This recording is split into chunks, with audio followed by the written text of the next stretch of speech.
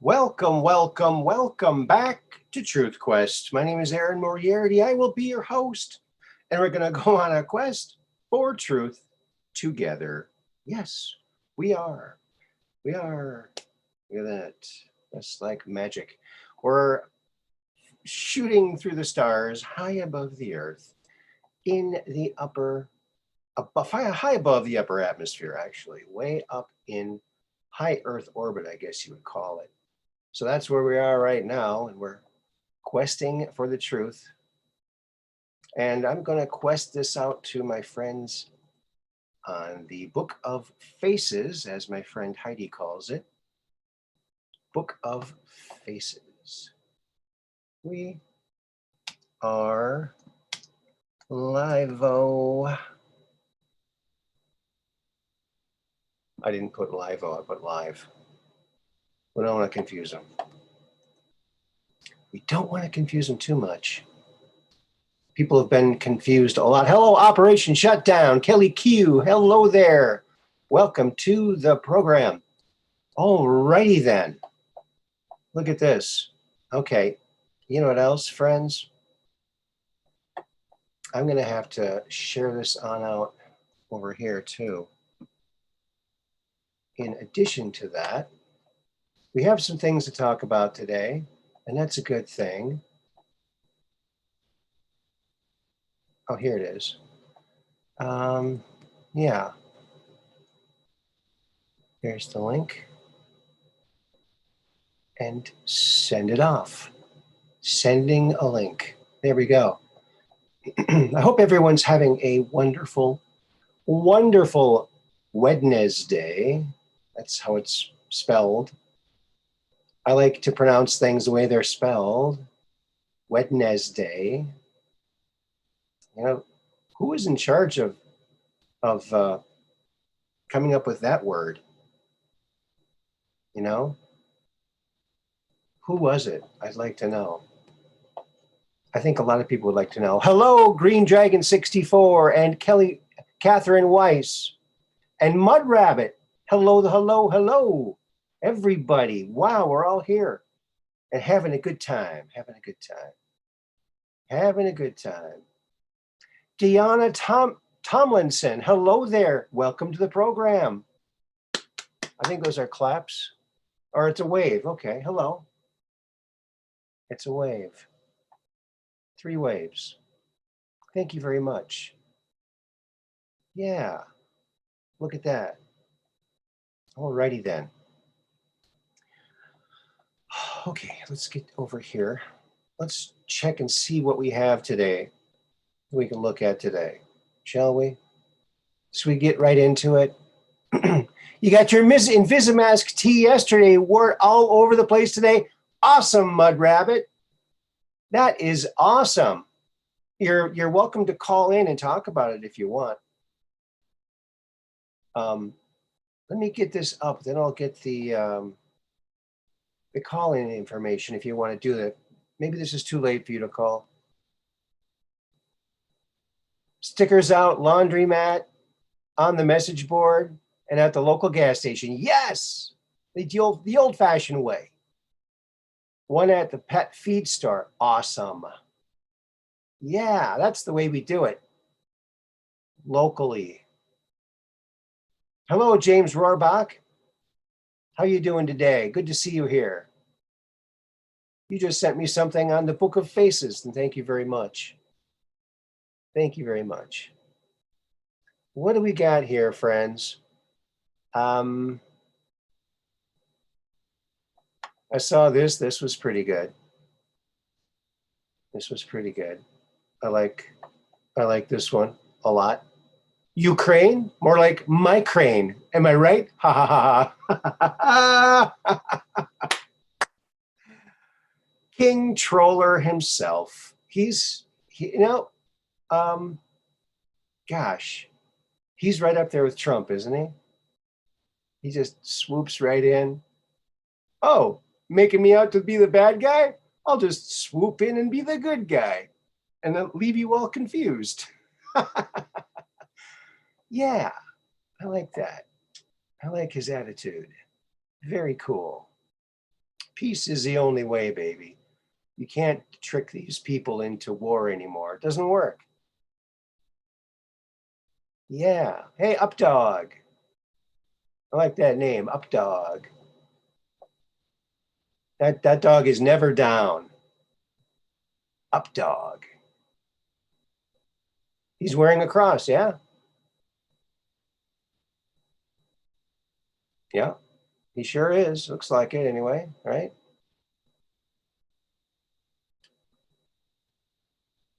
You never know. Could be something else.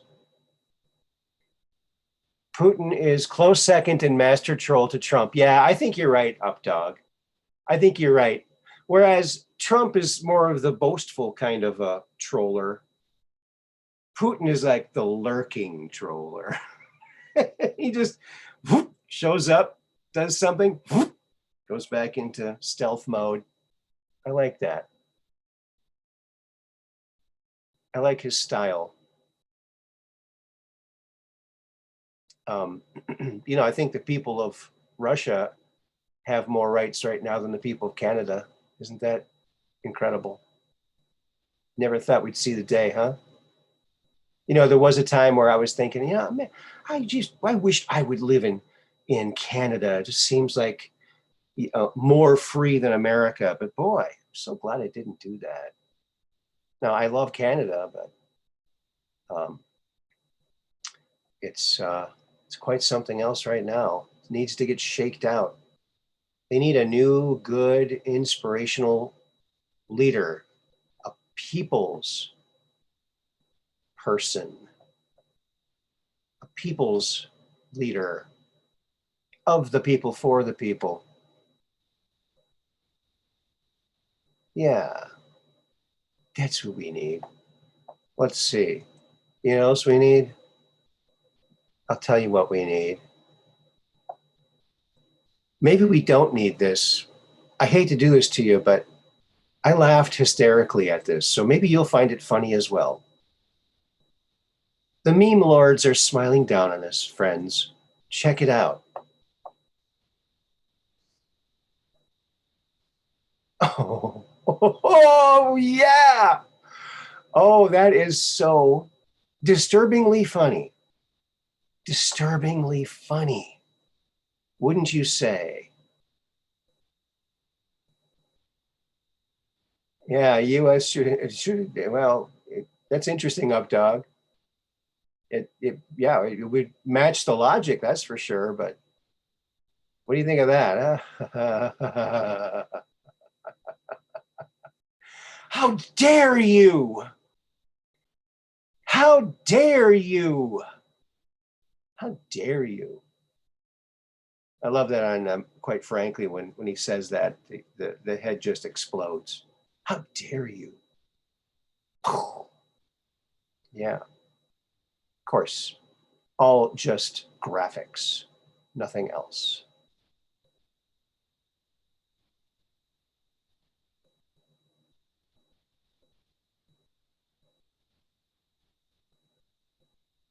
Greta Trudeau, yeah. Yeah, that, boy. Can you imagine going on a blind date and seeing that? Oh, run the other way fast. Oh my God. Yeah, not too good. Yeah, I won't leave this up too much longer because it might cause some problems from looking at that too long. I don't want to cause problems. Oh man. Somebody's good with the old Photoshoppy. Don't you think? I love some of these memes. You know, uh, 45 said it pretty good, didn't he say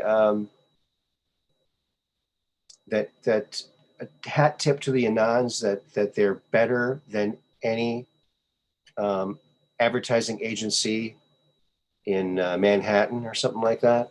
Didn't he say that? Yeah. giving a hat tip to the meme lords, which I think is well-deserved, well-deserved, well-deserved indeed. Well, you know, Canada is so proud of their recent victory. Just look at them, just basking in the glory of the spoils of war. Look at this. Isn't this just incredible? Look at that. We must get rid of the bouncy castle. The bouncy castle of freedom must be deflated. We're doing our job. How would those people think? I'm sure every one of those mounted police officers started that job thinking, you know, from a very young age, I want to be that. That's what I want to be. You know, in Canada, that's like the pinnacle, right? The do-gooder, you know, Dudley Do-Right, right? Dudley Do-Right, mounted police, mounted Canadian mounted police. So there they are, humiliated, made to take away the bouncy castle. Wow, just, it's pathetic. It's pathetic. It's pathetic.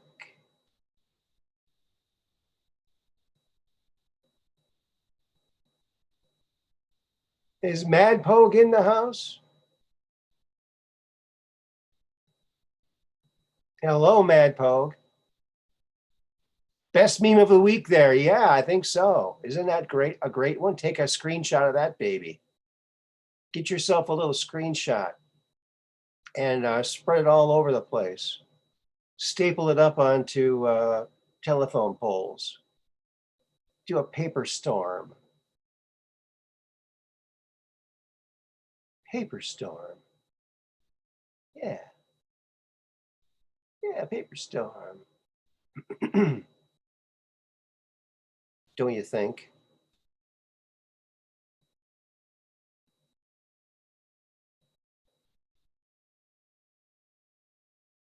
Oh, Mud Rabbit also, and everybody. Hello, Lucid Heart. Welcome to the program. On Friday night, and I apologize ahead of time, but I have, we're going to be doing an interview with an artist named Jackie Glatz. She was the artist that did the backgrounds for most of the second half of the graphic novel. She was helping out Steve to get that massive job done, and she did a great job. And she is an incredible artist, and wait till you hear what kind of things she talks about. It's incredible. So Friday night, mark your calendar at 9:00 p.m. We're going a little early because I had to accommodate everybody. So we'll be going a little early and going head to head with Red Pill. I don't like doing that, but that's what we're doing because we have another guest. So looking forward to that. She's a great gal, great artist, and you know, it's really fun interviewing artists. So there might even be more in the future here, friends. So I think there you go. There you go. So there you go. I think you got your screenshot of that. You can always rewind it. Rewind. Be kind. Rewind. Remember that? Be kind. Rewind.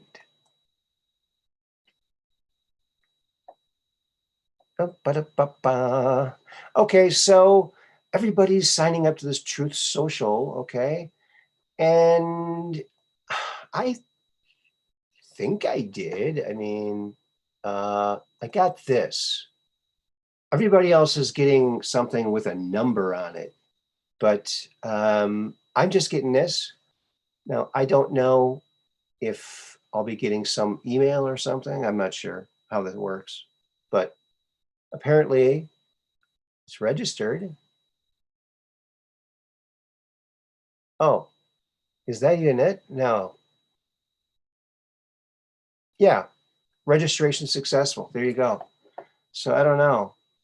We'll see. When red pill ends, okay. All right, Mud Rabbit. That's cool. Yeah. The truth is out there. So we'll see if that pans out.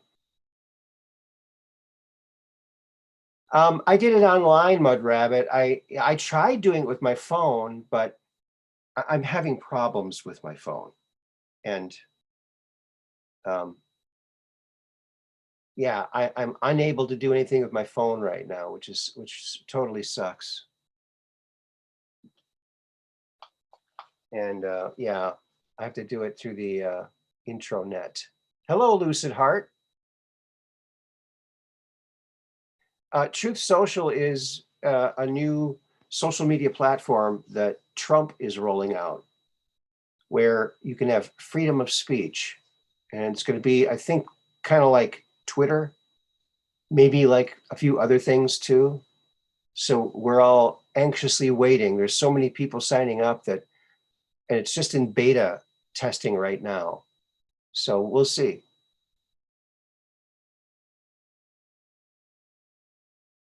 Oh yeah. Well, okay, my driver. Once I download the app on my phone, I can't download the app.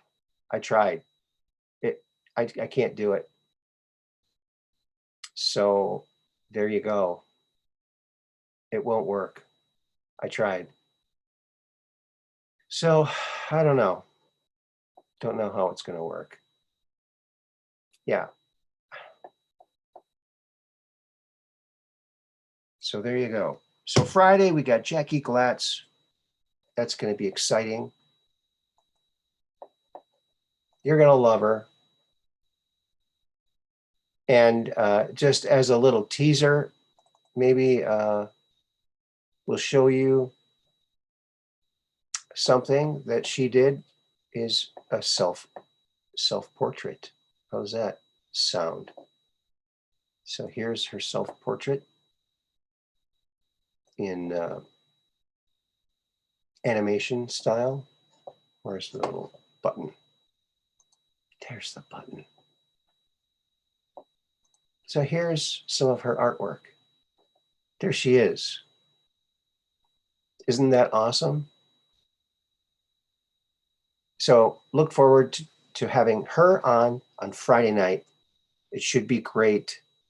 She's an incredible person, a great artist. And so there we go. You're going to love her. She's great. So there you have it. I know, Mud Rabbit. I'm running into some problems with doing that. I tried all day and it's not working. My phone's locked up. So there you go. I don't know. It's yeah.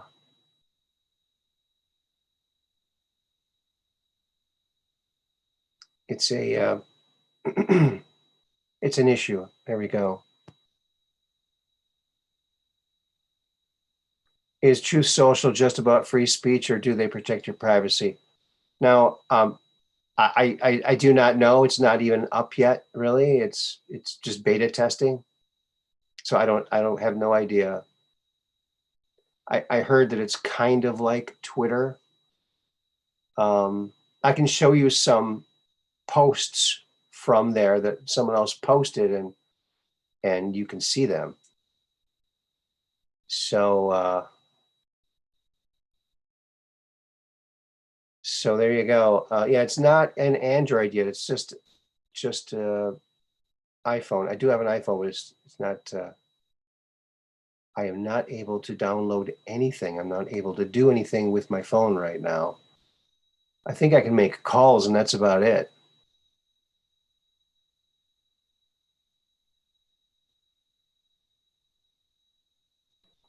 Maybe you'll be able to use Truth Social on your PC. I hope so.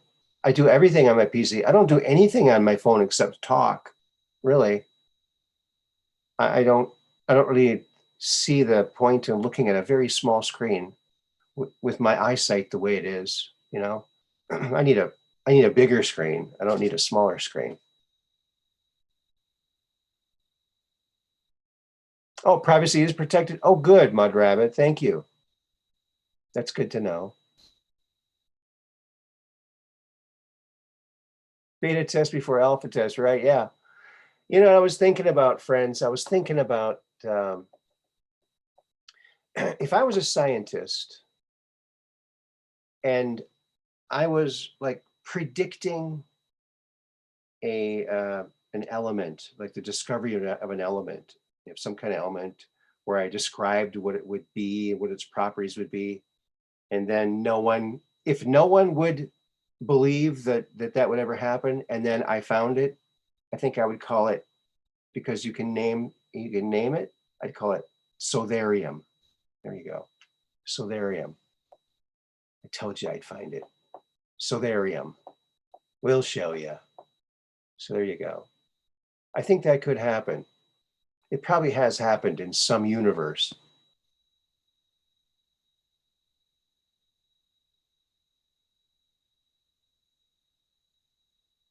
Yeah. So there you go. All righty then. Well, you know what we're going to do now, friends?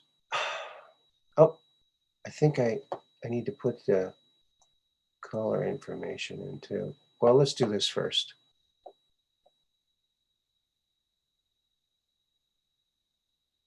So check this out. Check this out. Will you now? Look at this. We are the news now. Upside down, Q. At Q. Just a Q minding his P's. Joined February 9th, 2022. So this is on Truth Social. See, Truth S. Truths. I like that. It looks good, folks. But here it is. Look at that. And it's an upside down message there. Interesting. Is it Q? How did they get there? Now remember this date, February 9th. All right? Because now we're going to look at another one. So that was February 9th.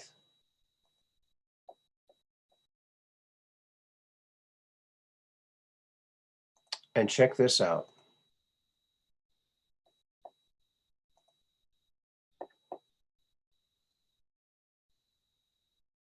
February 10th. So Q was up before Trump, a day before. Think about that. That's his platform. Do you think he would give up the #1 spot to somebody else? Maybe that's Q plus. Things that make you go, He's following one. He's got 48,000. I wonder who he's following. Is he following Q? Don't know. There it is. Look at that. Yep. That's what we're missing. Leadership like that. Isn't that amazing? No outside comms. That's true, James Rohrbach. But yeah, we'll see. We'll see. Maybe that site will be posting the drops from the 8kun. We'll see. It's interesting. So is Truth Social inside? No, it's an outdoor venue, I think. Yeah.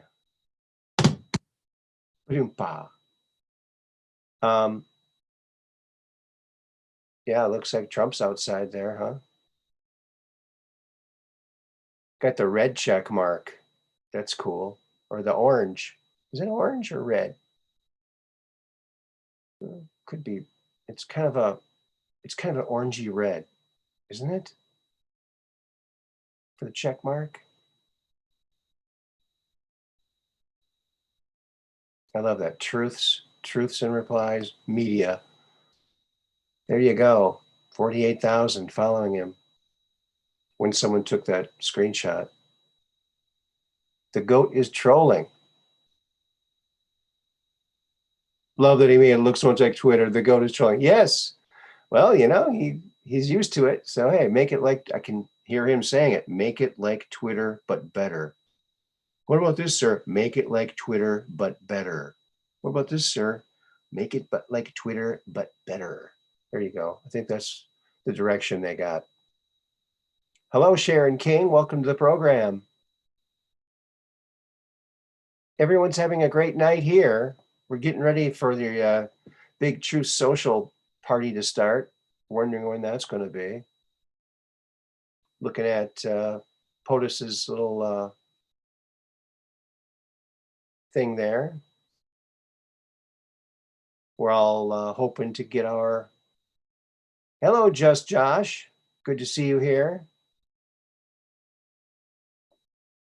Yeah. I've never known any other politician to have rallies even when there isn't an election. And he's had rallies throughout his first term, even, it's just, they don't stop. Never did Twitter. I was on Twitter. I got kicked off of Twitter. I could have gotten back on. I probably could still if I apologize and remove the offending tweet. Well, I'm not bowing down to that. Not going to bow down. Sorry. Sorry, not sorry. Right? That's right. That's right. Check this out.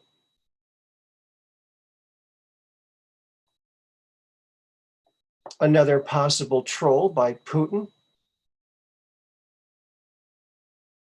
What do you think about that? Putin claims Ukraine is managed by foreign powers. Well, I think he's right. That's what I'll tell you right now. I think that is 100% right. Devolution, yeah, I've looked into devolution. I think that's a very, I've actually thought that since this whole thing started. I've thought that too.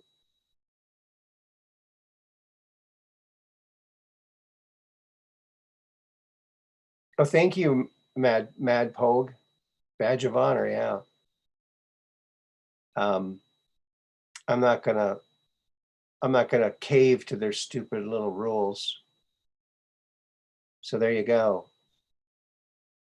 Yep, Putin's putting the truth out there. Love it. Funny how he's not censored. Isn't that weird? Booms. Kicked off Twitter is a good club to be in. That's right. Bead Geek. Hello, Bead Geek.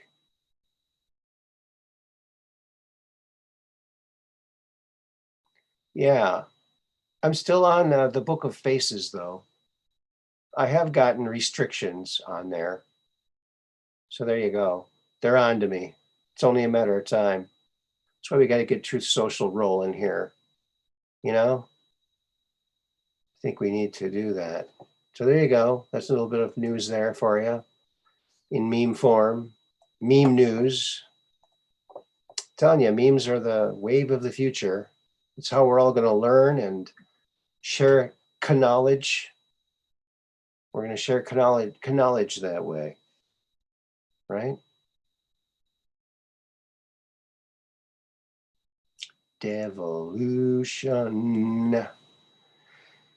Yeah, it's very simple. It's just, okay, before Trump left office, he handed over the reins of power to the military because the military had ample evidence that foreign powers were stealing the election. They were monitoring everything. They have it all.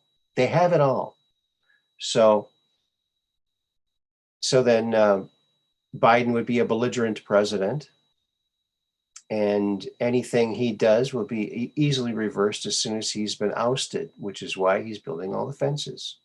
It totally makes sense. Everything lines up. And, you know, remember they said, oh, Trump will never leave the White House if he loses. We're all thinking he's never going to lose. Well, they knew they were going to try and fix it. But if this devolution is true, which I think it is, it's going to be like the ultimate troll. Wow. Yeah, he's not going to leave. He left, but he's going to leave the deep state in the dust too, because that's where this is heading. You know, all the bad guys are getting wrangled up. Was it a couple 100,000 sealed indictments, or 500,000 sealed indictments? Can you imagine if 500,000 of the worst bad people were just taken off the streets? What a wonderful world this would be.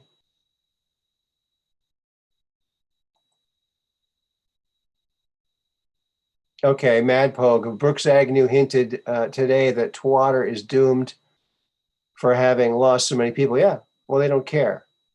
They're in a generational war here. They're in a generational thing. Doesn't matter to them. Money doesn't matter. It's just dirty paper. Doesn't matter to them. They got more of that. They got enough of that to last many, many lifetimes. They don't care about that. They just want to mold the world into a dystopian HE double toothpicks hole. Oh, and I just the other day we had a caller call in, and you know, I like to keep the language family friendly, because we might have family and youngsters watching. And you know, we had one of the callers call in and said, well, you know, I listen to music and they're swearing all the time. Well, I don't. So, you know, I don't, and, you know, I'm thinking about it. I don't remember anyone in my family ever swearing. I can't remember my dad swearing, or my mom, or my two brothers, or me ever swearing. So it's just something we didn't do. So, yes, what a wonderful world. Sam Cooke. Yes, good, great song. I was thinking that too when I said that. Very deep, resonating voice. Yeah.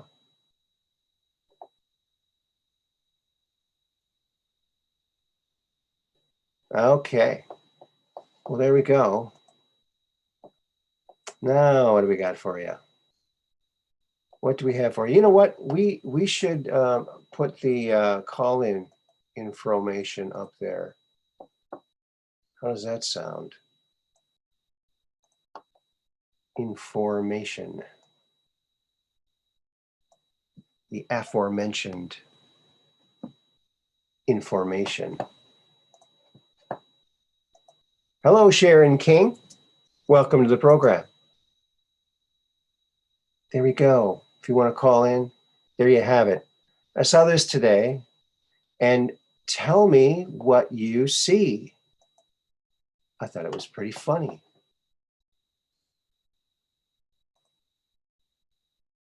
I thought there were two people in this pic. I did too. It's a pretty good optical delusion, isn't it? There you go. Optical illusions are fun. That's beautiful. No cursing. Yeah. I just, you know, and I remember years ago when Eddie Murphy came out with his video Raw, and it was just a bunch of swearing. You know, I just don't find that funny. I don't find it funny at all. So there. So we like to keep the lingo nice and cozy. And if it gets uncozy, then we say, sorry about the lingo, schmingo. Sorry about that. It's because I slip up sometimes because you hear it so much. But, you know, growing up, we didn't really hear it very much. So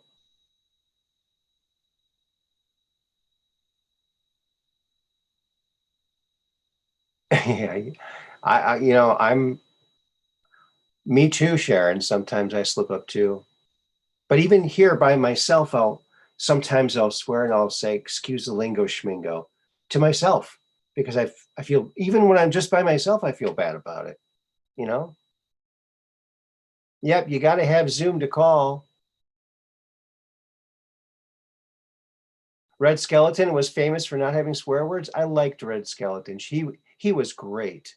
I remember that show. He was very funny.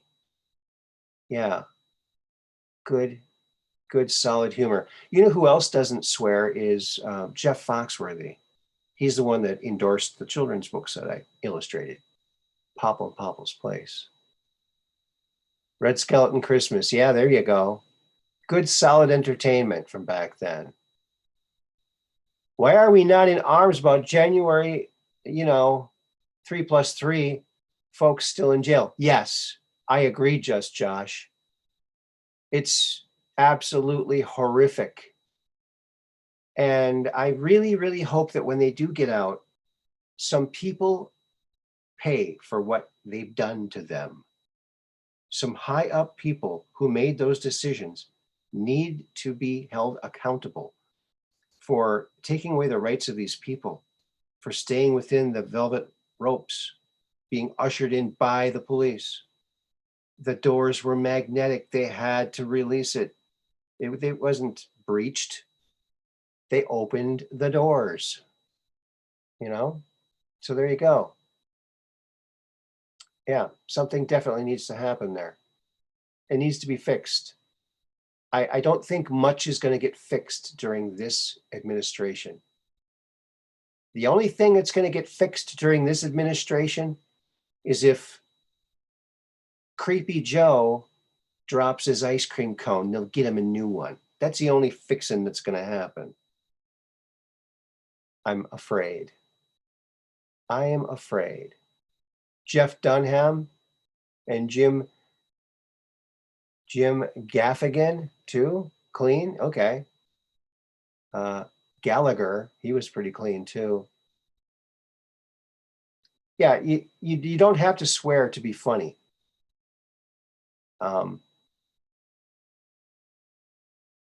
Hey, Dark Brain.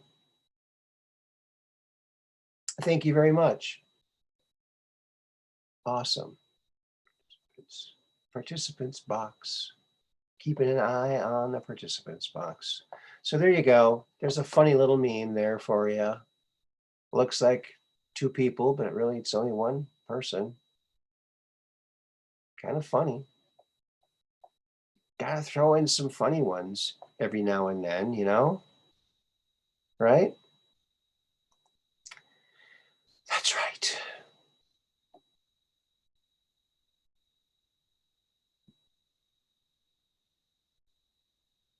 All right. Check this out, friends. Boom. Look at that. Isn't that gorgeous? This is from the ISS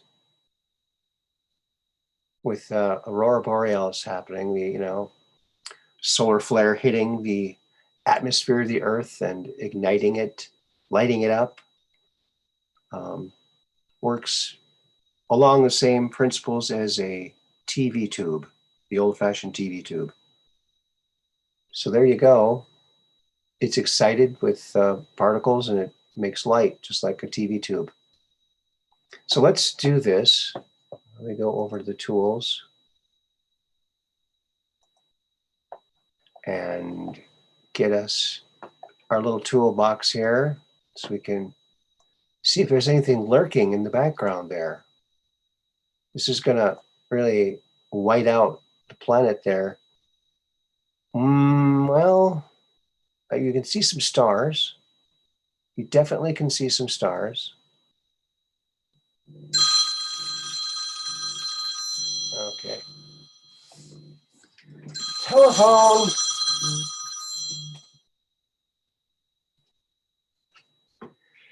Hello there. Hi, Aaron. How are you doing? Pretty good. Do you know that we're on the air? Yes, I do. Okay. This is Sandy Sue, right? Sandy Sue. Sandy Sue, welcome. And Welcome to the program. Well, thank you. I don't want to stay on long, but I wanted to run something by your chat. You know, I know that you are desperately in need of a new computer. Mm-hmm. And I was wondering if anybody would like to play the match game. And I would match up to $500 if the people in your group would send money to you at PayPal. Okay. And when you reach 500, let me know and I'll match it. Oh my goodness. Well, now would 1,000 get you a decent computer? I think it would, but I might already have it from Q Trendsetter. Oh, you do? From Q Trendsetter. He sent me almost equal to that, will be by next week. So that might be already resolved. So maybe you can save your money, invest in Truth Social, and then you'll be a millionaire. Yeah, then I can really help you out, huh? Yeah. But you know, now I can always find some use for money, but I don't want to mislead anybody. But yeah, Q Trendsetter sent that on Cash App, and he said, this is for your computer. So wonderful. I know. Now, if you get the computer and need something else for it or need an update or something, maybe we could do the match game. Okay, that would be fantastic. That would be fantastic. Well, I hope you have a good show. I've been missing you, but then I go back and listen to you and send you a message if I got something to talk to you about. So I appreciate you a lot. Well, I appreciate you too, and you're such a generous person, and you're adorable. Thank you so very much. All righty, we'll have a good show. All right, thank you very much for calling, Sandy Sue. All righty, bye-bye. Bye-bye. Wow, wasn't that sweet? Wasn't that just sweet of her?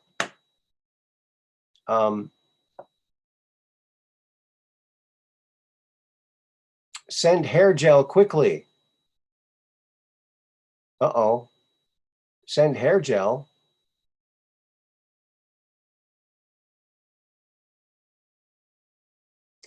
Well, wasn't that nice of Sandy Sue? Wow.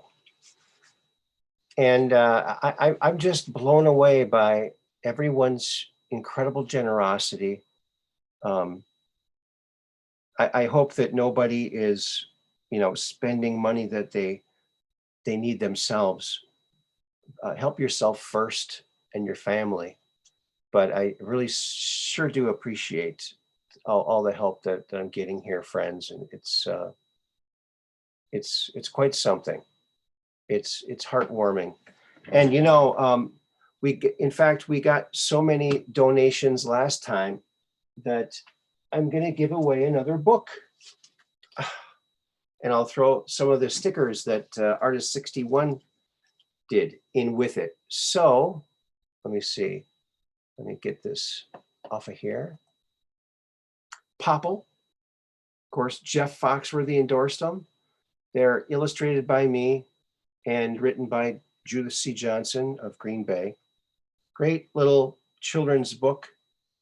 They're $16.99 or $16.95 in the stores, but yours for free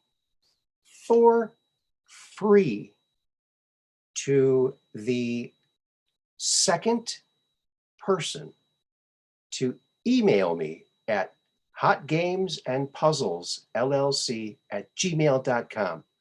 hotgamesandpuzzlesllc at gmail.com. Second one, it'll come quick. It will come quick. I'm thinking. Looking forward to it. I'm watching it already. So we'll see. Of course, there's a delay, so it'll be a little while. So there you go. Let me check the chat over here.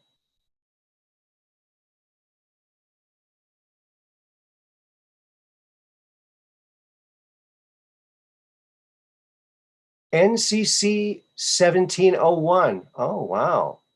New warp drive.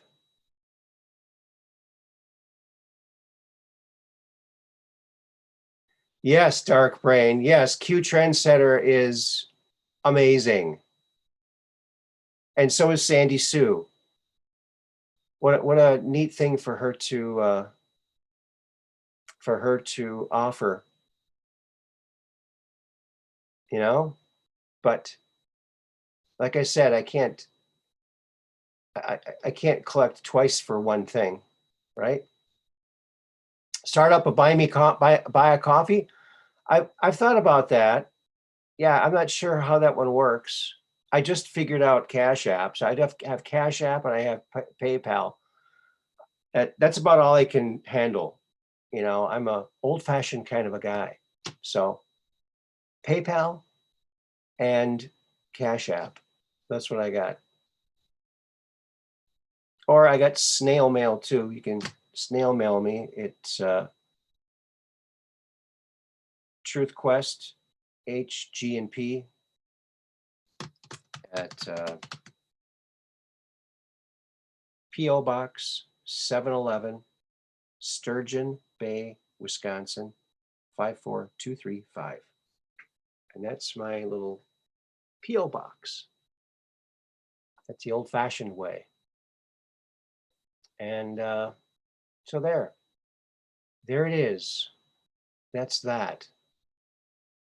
How do you like that? Alrighty then. All right. Here's another shot that I thought was really a dynamic one. Oh, where is it? There it is. Look at that. Now, this one here, friends.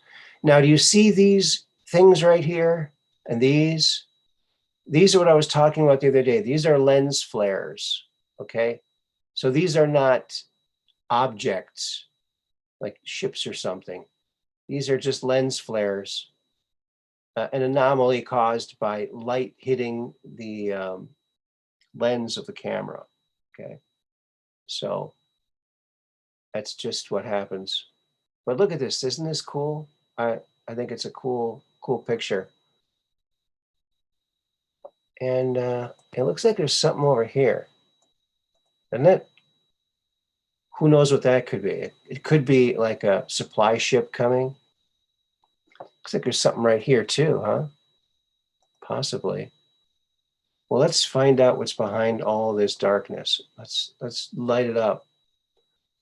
Light up the sky. Yeah. Van Halen. Wow. Well, I guess, whoa, look at over here. It looks like a ring or something. Could be a light reflection anomaly of some kind, but it looks like a donut. I think this might be something here, and this might be something over here, but we don't know. But clearly these here things are just lens flares, okay? And you know who makes these arms? Canada. They make those arms. How do you like that? That's their contribution to the space program. Kind of cool. There you go. We'll put it back to normal.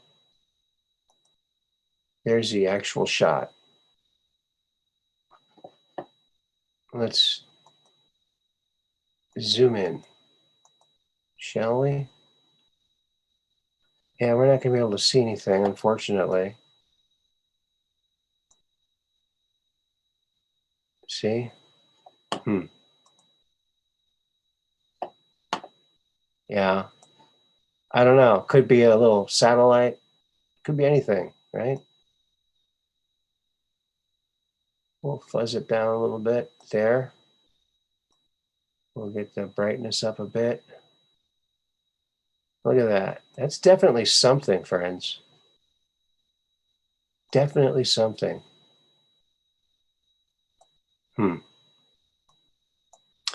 Interdasting, I would say. That's what I would say.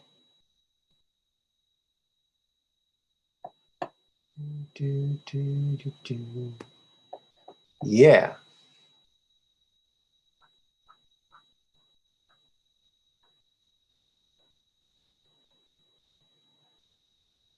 Oh wow. Updog says they said in Australia we will see the re-entry of space station when it's deorbited. Skylab nearly fell on my head when I was living in Western Australia in the 70s. Oh my goodness. Wear a helmet out there. Yeah, you never know, right?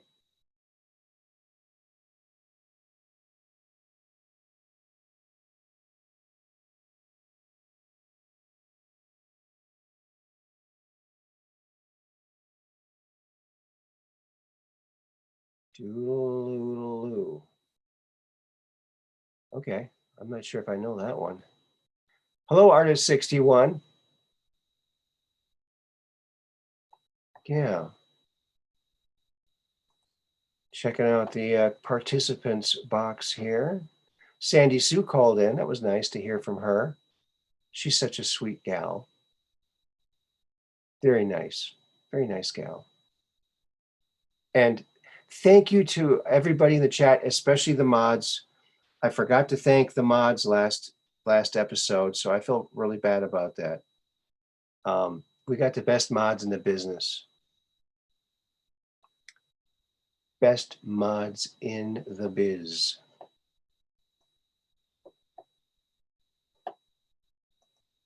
Yes, we do. Yep. We're getting famous, actually. I'm getting a lot of compliments. People come here, they experience the chat, and they're just, hello, Deplora Laura. Yay, you're here. We're glad to see you. We are very, very glad to see you. All right. Now let's get rid of this one. And let's see what else we got going on here. Here's another beautiful one. Get rid of that one. Look at that. Isn't that beautiful? Look at the views you would get up there in the space station. You know, why can't you rent a week up there? You know, why isn't that possible yet? I think that needs to be worked on. Wouldn't it be cool to take a vacation in space? Even just upper Earth orbit like that, you know, on the edge of space, becomes so cool. Zero gravity. Yeah, zero gravity. Be so cool. Well, let's check this one out. My curiosity is kind of low. Look at the brightness there. See, there is something over here.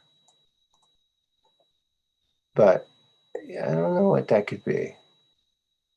Let's bring this up and see if we get any more. You can see some of the stars coming through. There's just too much light coming from the aurora borealis.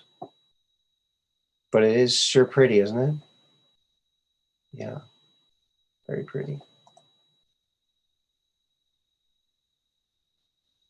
Welcome from Zoso's. And hey, if anyone has not checked out Zoso Dude 77, check him out. He's got a show called The Mystery Ship, and it's incredible. You can see right behind him when he's broadcasting, you see his Harley Davidson. That's the same Harley Davidson he took from Oregon all the way across the country, meeting all of the sailors. And if you come aboard the mystery ship, you will be granted you're automatically made a mod. Everybody's a mod there, which I think is really cool. And he's a cool guy. Go check him out. You're going to love him. He gives away stuff too. And oh, I got to check my PO box or my box. Okay, we got one email so far. Lucid Heart. She got the first one. And if no one else emails at hotgamesandpuzzlesllc@gmail.com, if nobody else does it, then she'll win. Then Lucid Heart will win. Okay. So keep checking it, keep checking it, keep checking it. All right, we'll give it like a couple more minutes. If nobody else chimes in, then it's going to go to Lucid Heart. Willie Fix It. Good to see you, Willie.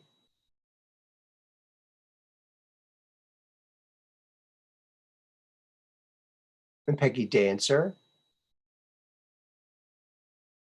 There you go. Well, let's check it one more time. And it looks like it's going to be Lucid Heart if nobody else sends. Going once. Going twice. Ding, ding, ding, ding, ding, ding, ding, ding. And it's Lucid Heart wins, okay? Lucid Heart, you get this book. Popple. It's about a little boy that lives on the edge of the woods. He sits on a rock all day. He has no friends. He goes into the forest. He finds all these colorful, friendly characters. But you'll find out the story when you get it. And it's endorsed by Jeff Boxworthy because they help the children's hospitals. So we'll send that off to you. Just send me your address and we'll get this off to you. Maybe we can do it before the big, before whatever happens with the convoy. I got to tell you, having lived through the 70s, the idea of convoy to freedom is really cool. Keep on trucking, baby. Keep on trucking. Oh, look, we have a caller. And I think I can guess who this is. It's probably Austin Morris. That would be my guess. Hello, Aaron. Hello. Just call again. Take it in. Is this Austin? This is Austin. Well, good to hear from you. Thanks for calling. Oh, you're welcome. Yeah, I just got finished watching a YouTube thing from Richard Dolan about UFO crashes with Michael Schratt as his guest. Oh yeah, he's great, Michael Schratt. Yeah, he had this one had beautiful illustrations. It was I hadn't seen these events illustrated that way. I hadn't seen those particular illustrations before, so I really enjoyed it. Wow, that's awesome. Because I think the real key to understanding UFO phenomena is in those crash retrieval stories. Is my personal view on that. Yeah, have you heard Clifford Stone's crash retrieval stories? Yeah, I know that there was a book that was his autobiography. It was out some years ago. Mm-hmm. I did get it. I need to. I've got boxes and boxes of books in my garage that I can't get to. I'm blocked from my own database source now. Uh-oh. That by the sheer they clutter pile, of it.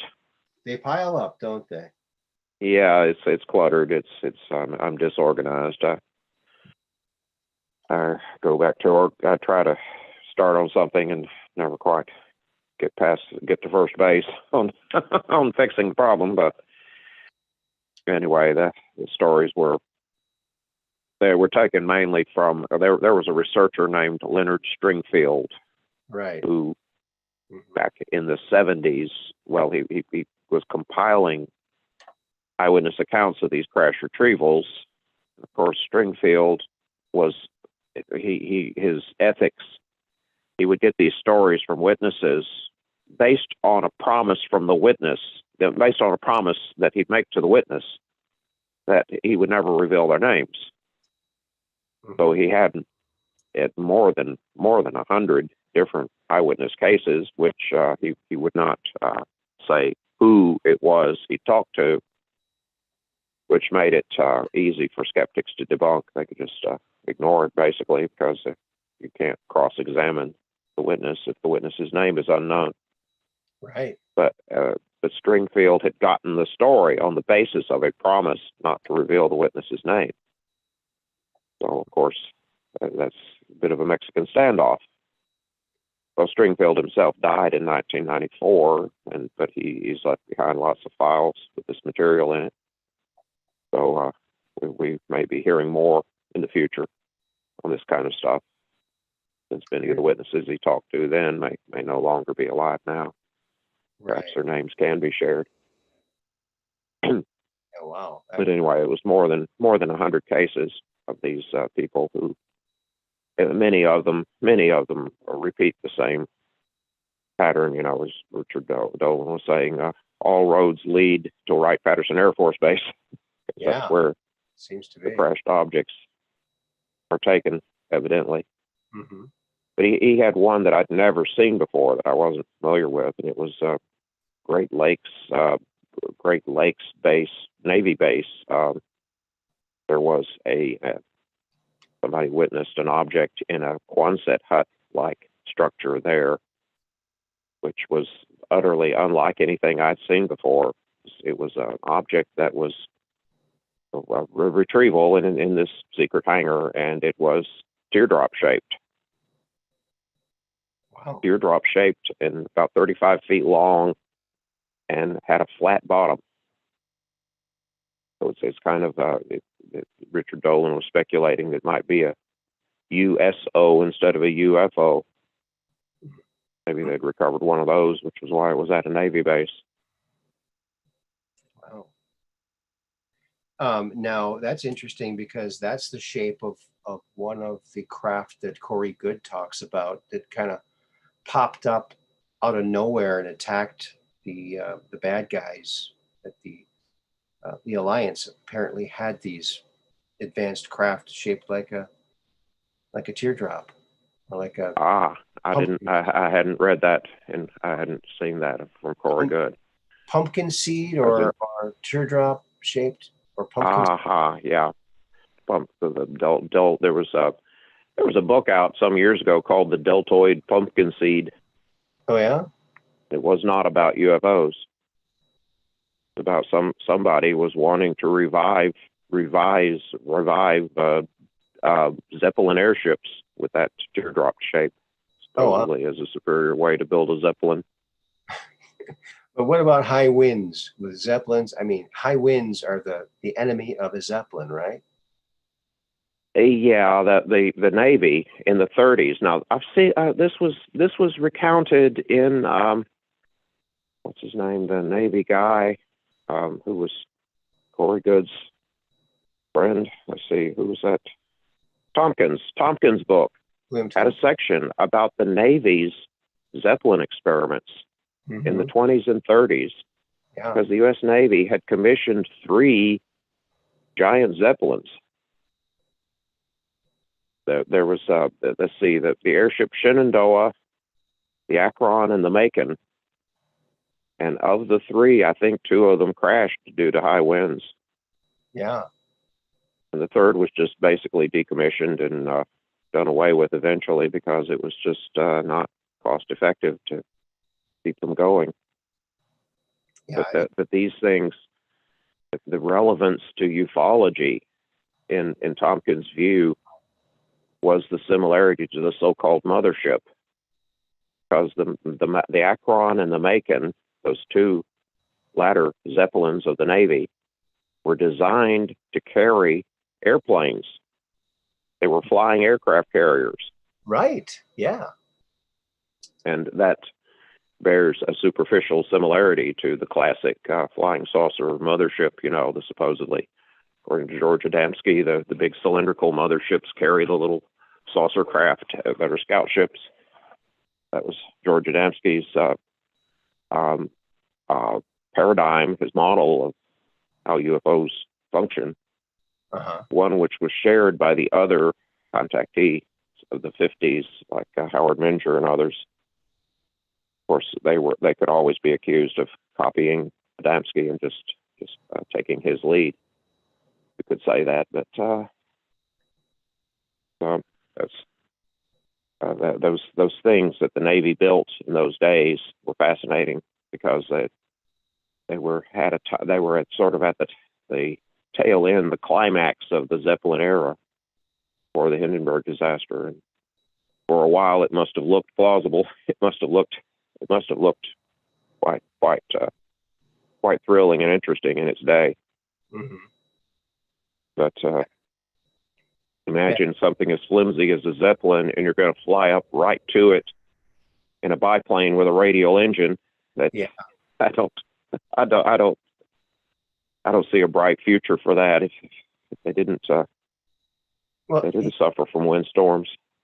Right. He said that they dropped like this rope, and they'd fly into the rope. It'd catch the plane and then would pull them up into it.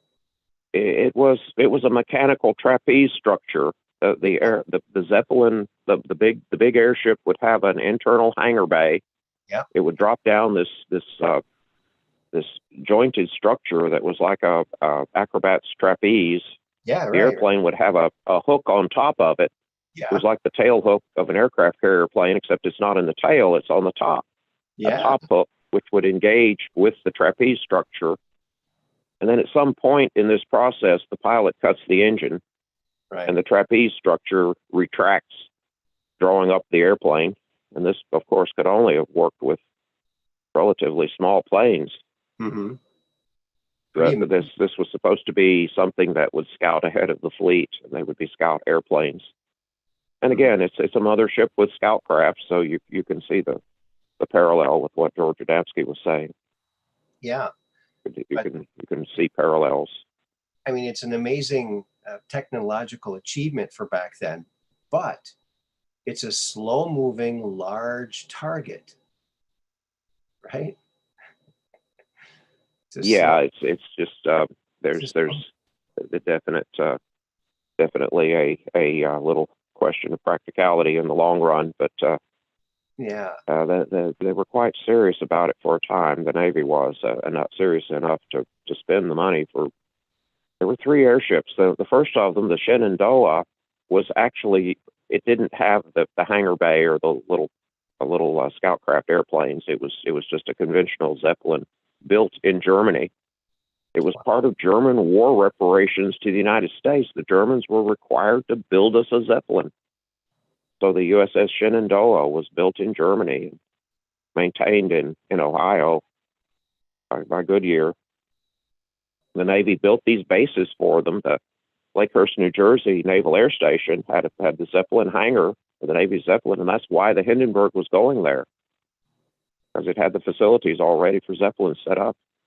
Wow. And I think Pensacola Air Base had a Zeppelin facility, and then California,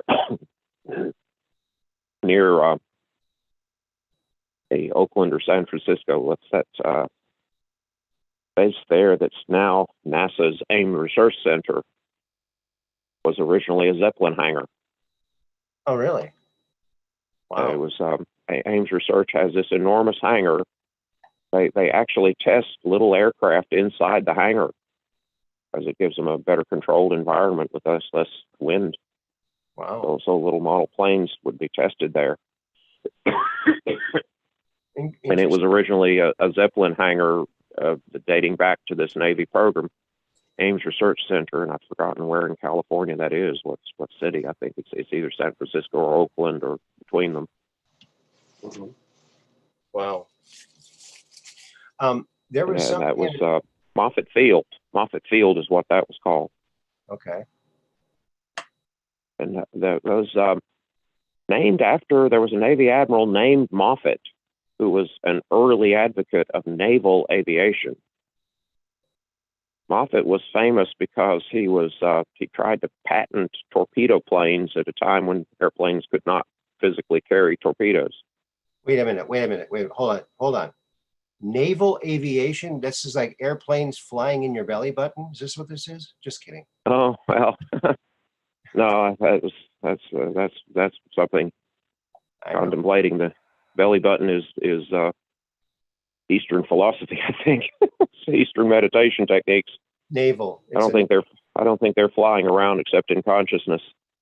Yeah, I know. It's just a naval. In the realm of the hyperdimensions, maybe. Mm-hmm. This is interesting looking right here. I don't know if those are stars or if that's a satellite or what. But there's a. Yeah, every time I see an image, there's always something way off in the distance that's out of focus, and you can't quite tell. Right. Or skeptics have no difficulty dismissing all such things as just something loose, like dust particles from the space station or the water. And I know on the old missions, space missions, like Project Apollo and Gemini, they would vent water from the vehicle, like astronaut urine or something from the fuel cells or something, and that would result in a lot of little droplets catching sunlight. Of course, that's if you're out there to try to see what's going on, that's really a rather bad idea. You're just creating clutter, said the clutter expert who's cluttered up his own life. Yeah. Well, we're limited as to, we only can see what we are able to see by the tools that are available to us. Yeah, that looks like an out of focus image of the Pleiades right there. The Seven Sisters. So? It could be. Is that what it looks like?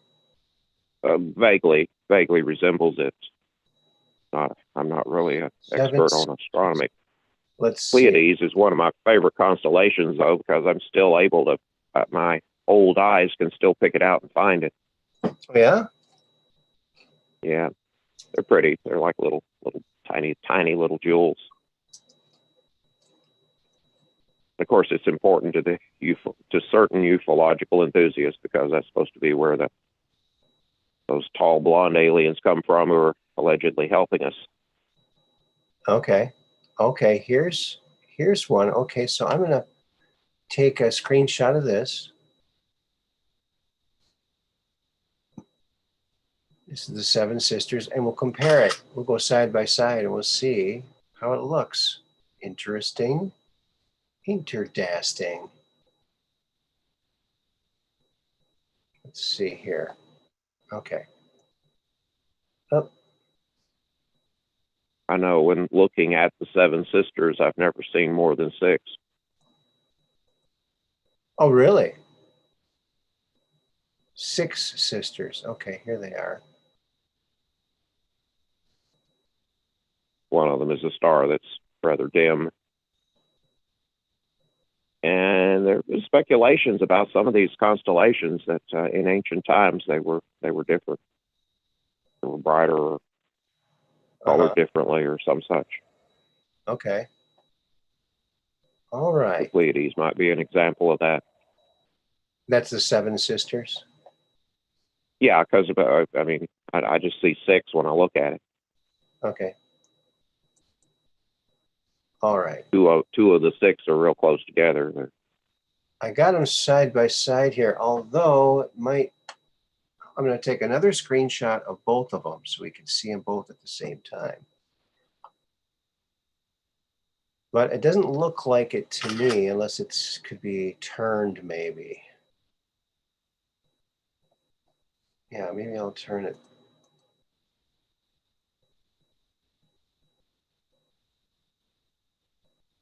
I don't know. It might be the exact opposite. So maybe it's a negative image. I don't know. So let's see. We'll get it up here. It should be, okay, over here. So how's it over there in Tennessee these days? Everybody's nice and toasty, huh? It's pouring rain. Been for the couple of days, but Really? the rain's come with slightly warmer weather. It's warming up somewhat slightly. It's not really warm, but it's not wintertime anymore.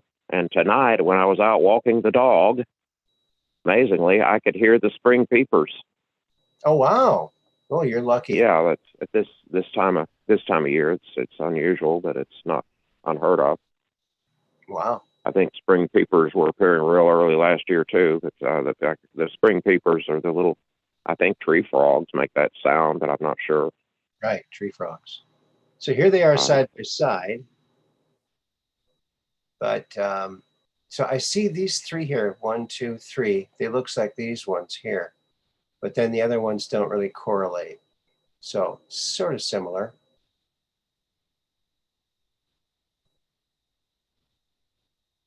Of course, William Line, oh, okay, there we go. Well, that's not the way I remember the Pleiades looking on the right there. No? Huh. Yeah, you can see 7 in that picture. 7 bright ones and some whole bunch of dim ones. That's interesting because that looks quite different from what I remember. Oh, really? Maybe I picked it wrong. Yeah, the one on the left is closer to what I remember seeing when I look up at the sky. And it's even fuzzy with the way everything looks through my myopic eyes. Well, here's another The one on the right, I guess, is an astronomical image. So here's another one. Yeah, these are much clearer, obviously. That's very clear there. That's quite clear.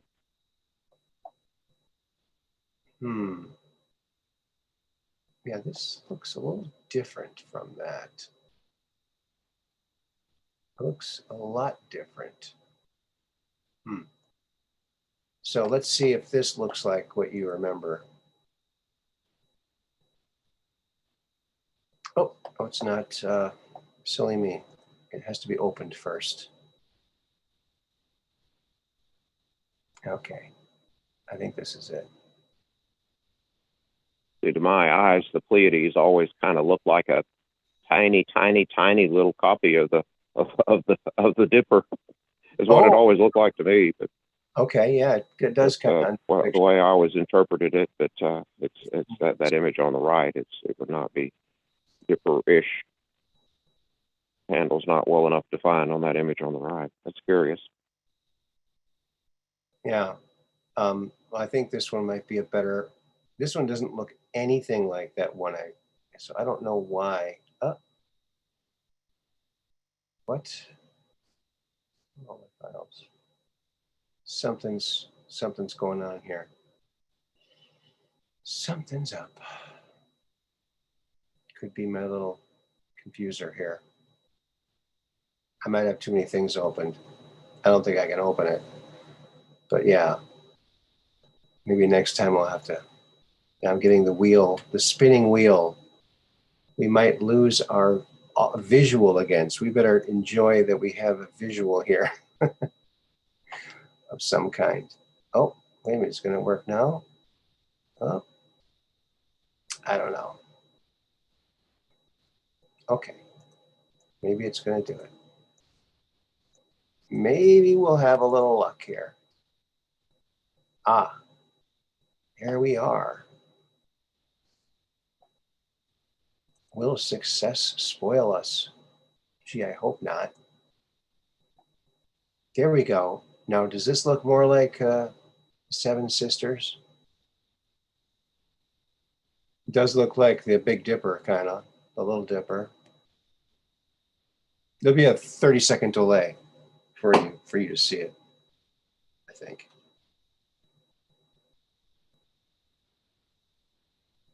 So yeah, that should be it. In the meantime, I got to get rid of some of these other things.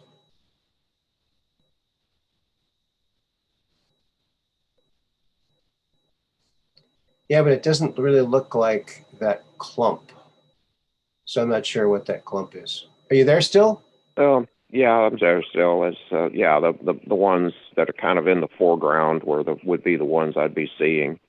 Uh-huh. And the upper right corner of the it's like a upside down trapezoid structure, or the cup part of the dipper. If you thought of it as a dipper, there'd be two stars close together.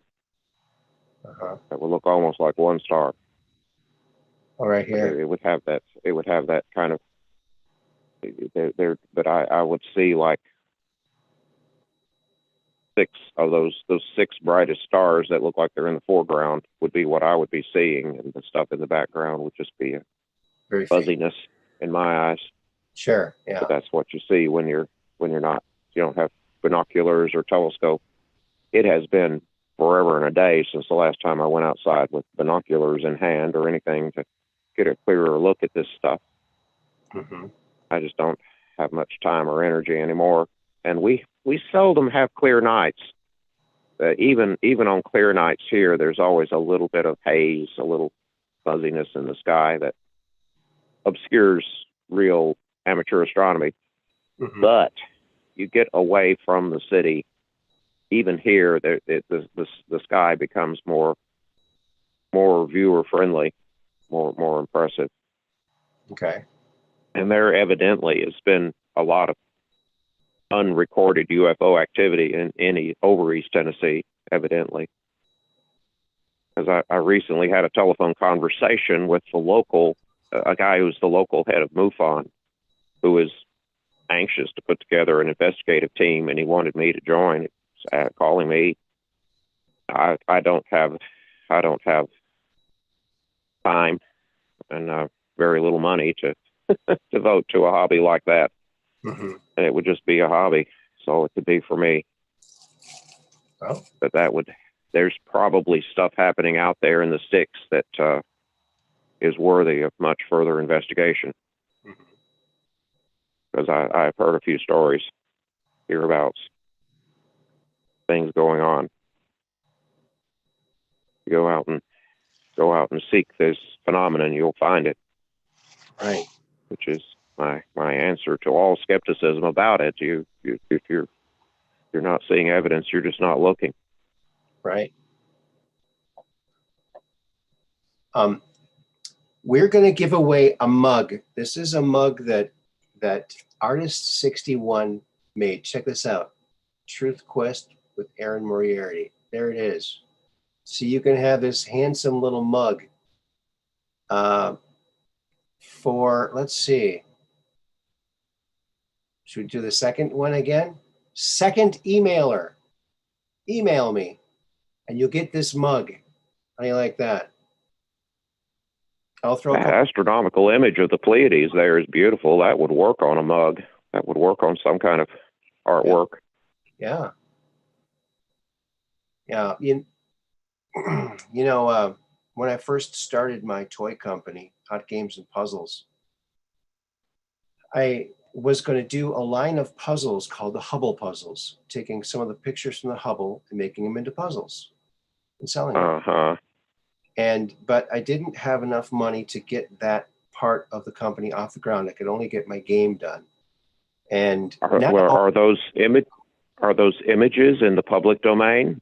Yes, they are. Ah, interesting. Most didn't even know that. Most of them. Most of them are. Some of them that you do have to pay for, but most of them because it's paid for by public money. But now, interesting. Now someone else has Hubble Puzzles, so I missed it. So that's what happens when you don't have the cash to do something right away. Because it was the obvious one. There's beautiful, the nebulas and all this stuff that just gorgeous. Hubble Puzzles. There you go. Another one of my ideas. someone else is making a fortune on. There you go. So if you I'm want to thinking win, that it's Hot Games and Puzzles LLC at gmail.com. I'm going to check my Gmail. Go ahead. What were you going to say? I was saying that that mug, to enhance it, the future version of it, maybe with some kind of astronomical No. artwork encoded on the image. Little stars, little pattern of stars of some kind. Doesn't have to be the Pleiades, but something. Mm-hmm. Like We have one mug email so far. Yeah. You got to get number 2. Didn't I say 2? Second email. This one's from Mad Pogue. So send another email. You might still win, Mad Pogue. So we'll see. How exciting, huh? So exciting. It's not quite as fun as the way Zoso dude does it, because he's got an old-fashioned phone you call in. That's kind of cool. But yeah. I'm trying to remember about those Navy Zeppelins, because it seems to me like the Akron and the Macon, to hold an aircraft hangar, they would have to have been larger than the German Zeppelins were. I'm wondering if they were bigger than the Hindenburg. Seems to me like the size range was about in the same range. Can't remember which one was lost, whether it was the Akron or the Macon, but it was a windstorm off the coast of California, and it just came apart, just crashed, and there were men killed, there were men lost. Oh yeah, wow. It was quite tragic, and an idea that must have looked really good on paper. Yeah, in a no-wind day. We can only fly when there's no wind. Yeah, and seems like every 10 years or so, somebody comes up with some scheme to bring them back. And I never see it. I never see any of those ideas get out of prototype staging. There was, I've seen images on like TV documentaries where they'll show a new Zeppelin of some kind somewhere, but I never see it again. I've seen the Goodyear blimps though do advertising, but that's the use I've seen lighter than air vehicles put to. And I've been told that I've read that that blimps are actually quite weather resistant. They do rather well in bad weather. The blimp surface is kind of has that flexibility, and they can. The Navy got good results when they used those as patrol craft back in the day. Anti-submarine warfare stuff. Wouldn't the enemy just make a giant fan and turn it on and blow it away? Yeah, well, yeah, there's undoubtedly lighter than air, has its limitations, that's for sure. Yeah. But they used them in World War II as scouts to look for submarines, and there are cases on record of the blimps actually dropping bombs on things. And there's one of those. Whoa, something happened here. Here's the aircraft. Oh, my screen. Flying carrier. Move my. Yeah, you okay? Yeah, I'm okay. My computer, I hadn't touched the mouse in a while, and all of a sudden everything's just off. Your image was clocking, and then now the screen's black. Oh wow. Curious. I got a picture up here from a magazine, flying carrier for warplanes. It shows the blimp with the airplanes inside. Shows them being caught here by the little thing hanging down. Yeah, that was the trapeze thing they had for got your image back, but you're still clocking. Okay. My computer's making its little moan of protest. Uh-oh. I don't know what the heck I've done. It might be my Chat fault. Disconnected. Everything got disconnected there. Of course, that could be the weather here, but that shouldn't affect this. It's all fiber optics nowadays. A winner. Peggy Dancer is the winner. Yay! Congratulations. Peggy Dancer. winner. Mug. Okay, Peggy Dancer. Now, I don't know if I have your address or not. If not, maybe just send me another email with your address, and then we'll send it out to you. Hopefully, we get it out there before the shipping fiasco that's going to happen. That I don't think anyone's in doubt that it's going to happen now. Oh, snap. Something went wrong while displaying this web page. What the heck's going on with my computer? I mean, you're the one that's supposed to have the obsolete model. Yours is not working right now? Well, you're off my line. Okay. Huh. Well, I don't know why. I mean, the phone's okay. I'm looking at the YouTube, and I can see the image there. So we're still on.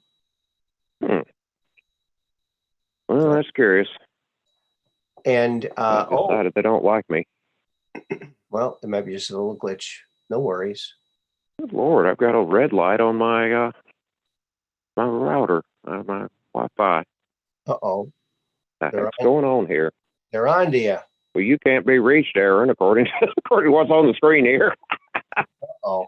Yeah. We're breaking all the rules today. One or the other of us have traveled off into some Twilight Zone, other dimension. We're receding away. I can believe into the distance. We can only communicate by Ansible. If we get disconnected, we'll go right to smoke signals. So watch. Yeah. Well, watch the phone's just fine. It's the internet. I've lost the whole internet here. Wow. Now, Peggy Dancer won the mug, and Artist 61 chimed in to win for Peggy Dancer after Peggy Dancer already won. So that was nice of you, Artist 61. So yeah, Peggy Dancer, she won. So send me another email with your address as a refresher reminder. I think I've sent you something before, and I'll send that out to you. A mug, because of all the super chats we got last time. So I can afford to do that now. There you go. Fun, huh? So you guys got spring already. I'm jealous. We just had snow up here. One of the local bars up here just burned down the other night, Butch's Bar. So prayers for the two people who are missing. So there you go. Good Lord. Very sad. Yeah, that sort of thing is associated with a distant past, not things that happen nowadays. 40 years he was there, I guess, and there were apartments above it. So it's one of the older buildings in town, made from the stone quarry stones. Very nice structure. But I guess it's all rubble inside now. Very sad. Yeah, you know what? I don't know why they build buildings out of stuff that's flammable. There's plenty of stuff that's not flammable you could build a house out of, or a building, right? Well, they used to use asbestos for all kinds of stuff, but that's environmental. That's considered to be a hazard to all humans, and so more asbestos. And or is it? That was something that Mike Barrow was raving about on his webcast. About how they used to have an asbestos derived material to insulate the external fuel tank on the space shuttle, I think it was, and for the Challenger they had a new system that didn't use asbestos, and of course the Challenger blew up. Oh my! I did not. He was saying it was all the environmentalist fault. Could be. Mike Barrow was going on. He was, of course, he's a very angry man many times, especially nowadays. Yeah. When I was a kid, I think it was at my grandma Moriarty's house. She had this, or was it at our house? Maybe it was at our house. there was this thin board, very thin, and it was asbestos. It went, you put it between your cupboard and your stove so the heat wouldn't, get the cupboard. And we used to take that thing out and we would roll our Hot Wheels cars down on it. We'd play on it. So I don't think we really realized that it was unhealthy. But there you go. There you go. Hello, MacGyver. And it looks like the chat's going really good. So proud of the chat. We got the most famous chat, and well, you're in the chat a lot, Austin. I do try to get in there. I'm not doing that tonight, though. I'm knocked off the internet for some darn reason. I wonder if this happens to everybody who tunes into Richard Dolan. He's like somebody's radioactive hot list. People who have to be censored. Yeah. He's doing a diagnostic thing on my computer right now because I can't seem to access the web. Uh-oh. Curious, I may have to put this down. That's not my phone, though. My phone's working fine. I hear you great. Yeah, we can hear you too. Curious. And of course, I was also, last time I was on, I talked about economic nationalism. I could go on a little more about that. Okay. The whole concept, this guy named Matthew Carey in Ireland was, there was this window of time, 1780s, when British were preoccupied with their overseas wars and they couldn't maintain a military force in Ireland to keep the Irish in shape. So they kind of gave them some leeway, and Matthew Carey was a leader in the Irish Parliament, and he was advocating tariffs to reestablish industries that had died under British rule and protect them with protective tariffs. And this caused a tremendous backlash from the financial community in Britain. Matthew Carey receives all kinds of death threats, so he and his family have to, under fake ID, they leave Ireland. They come to the United States. They have to leave. Controls are reestablished. When I read this, I put it together with something else that the book I had didn't mention, but it made it make sense. Years and years ago, I had read about an Irish rebel of the 1790s period whose name was Wolfe Tone. Wolfe Tone? Now, Wolfe, W-O-L-F, first name, Tone, T-O-N-E, last name, Wolfe Tone. Okay. Wolfe Tone led Wolfe Tone's rebellion, which was exceedingly bloody and ended very badly for Mr. Wolfe Tone and his friends. And Wolfe Tone was famous because he was the Irish rebel who was a Protestant. Okay. Now, the narrative we hear about Ireland in the old days, the narrative always has this emphasis on Catholic versus Protestant, Catholic versus Protestant.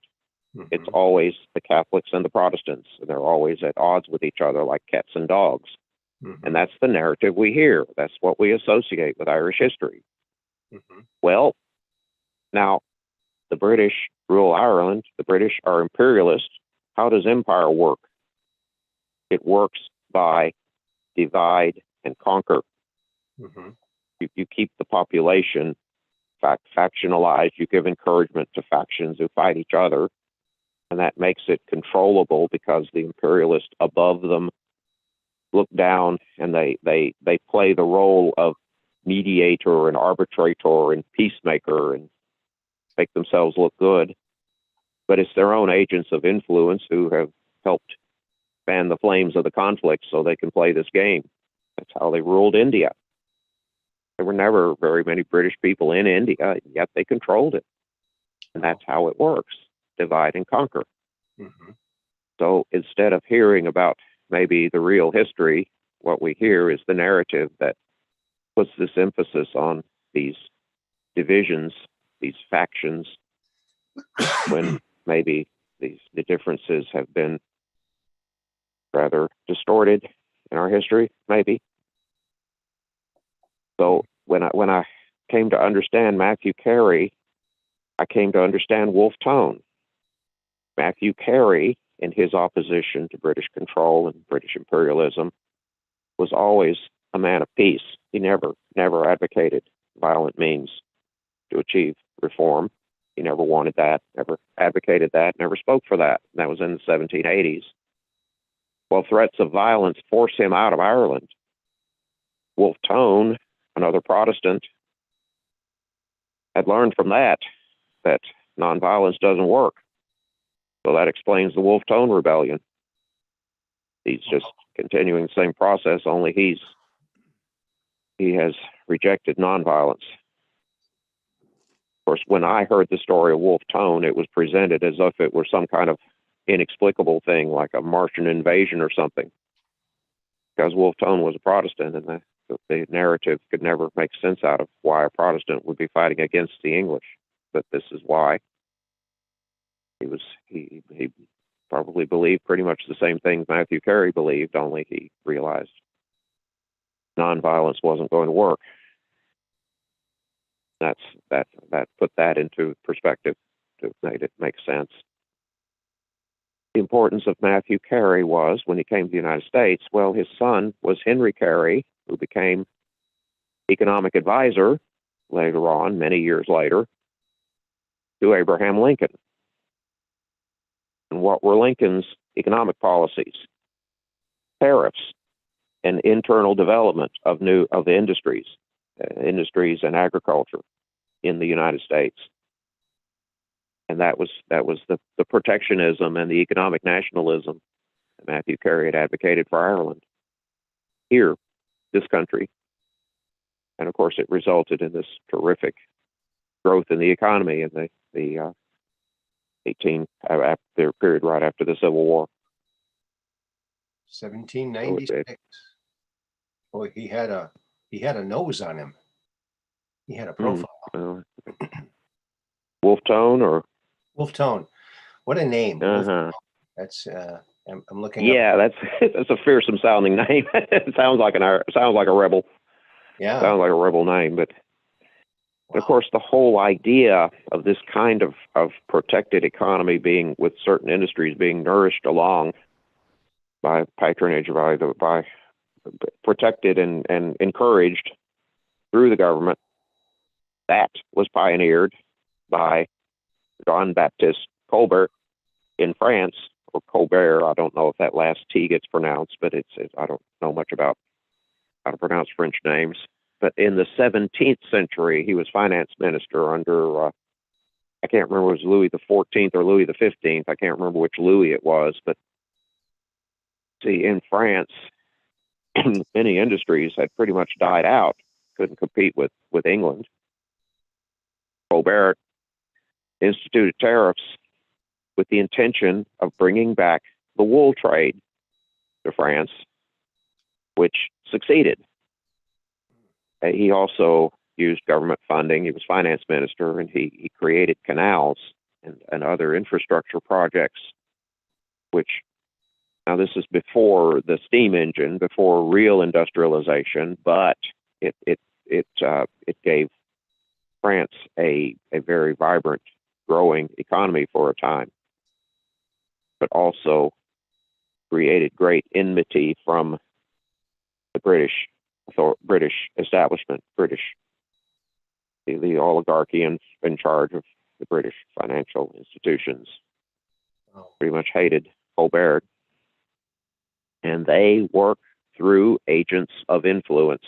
They use fair means and foul to make the changes they want, which is what would eventually happen to France in the 18th century. Here's his full name. It's Theobald Wolfe Tone. Theobald. Okay. 1763 to 1798. He didn't live very long.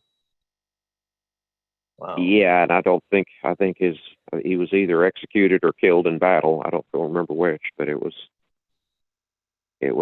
bloody and spectacular, and Wow. Yeah, there's a lot trying of. to unite the Protestants and the Catholics against English rule.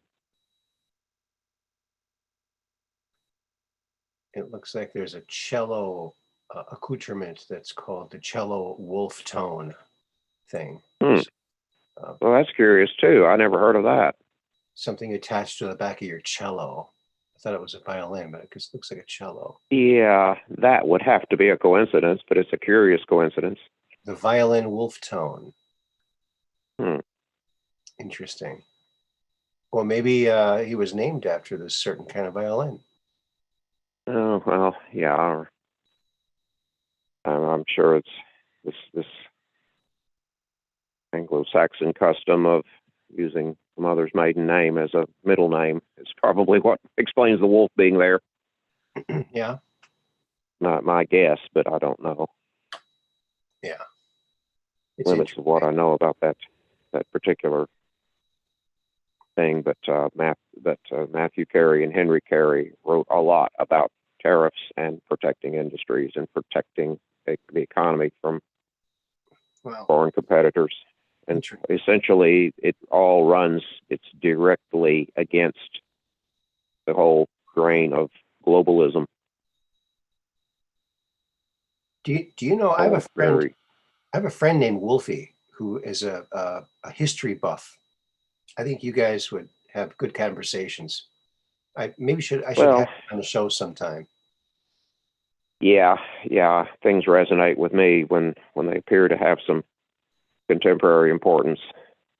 Yeah. You see, I in my mind, in the way I look at things, and maybe, and you could call this a prejudice, maybe, but to me, Matthew Carey was the Donald Trump of 1780s era Ireland. There you go. To me. Yeah. And Colbert was the Donald Trump of 17th century, late 17th, early 18th century France. To me. Wow. You know, I see it carrying on. I don't see to me, to everybody else, the past is dead, and to me, these things are a continuum. Yeah. There's not. You could accuse me of being haunted, having some ghosts. Oh, really? Looking over my shoulder or some such. Yeah. But these people aren't all that dead to me. You know, they're people who we need to hear their voices now, I think.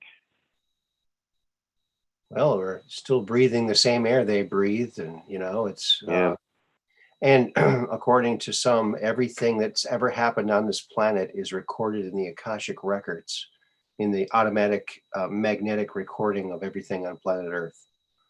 So there you go.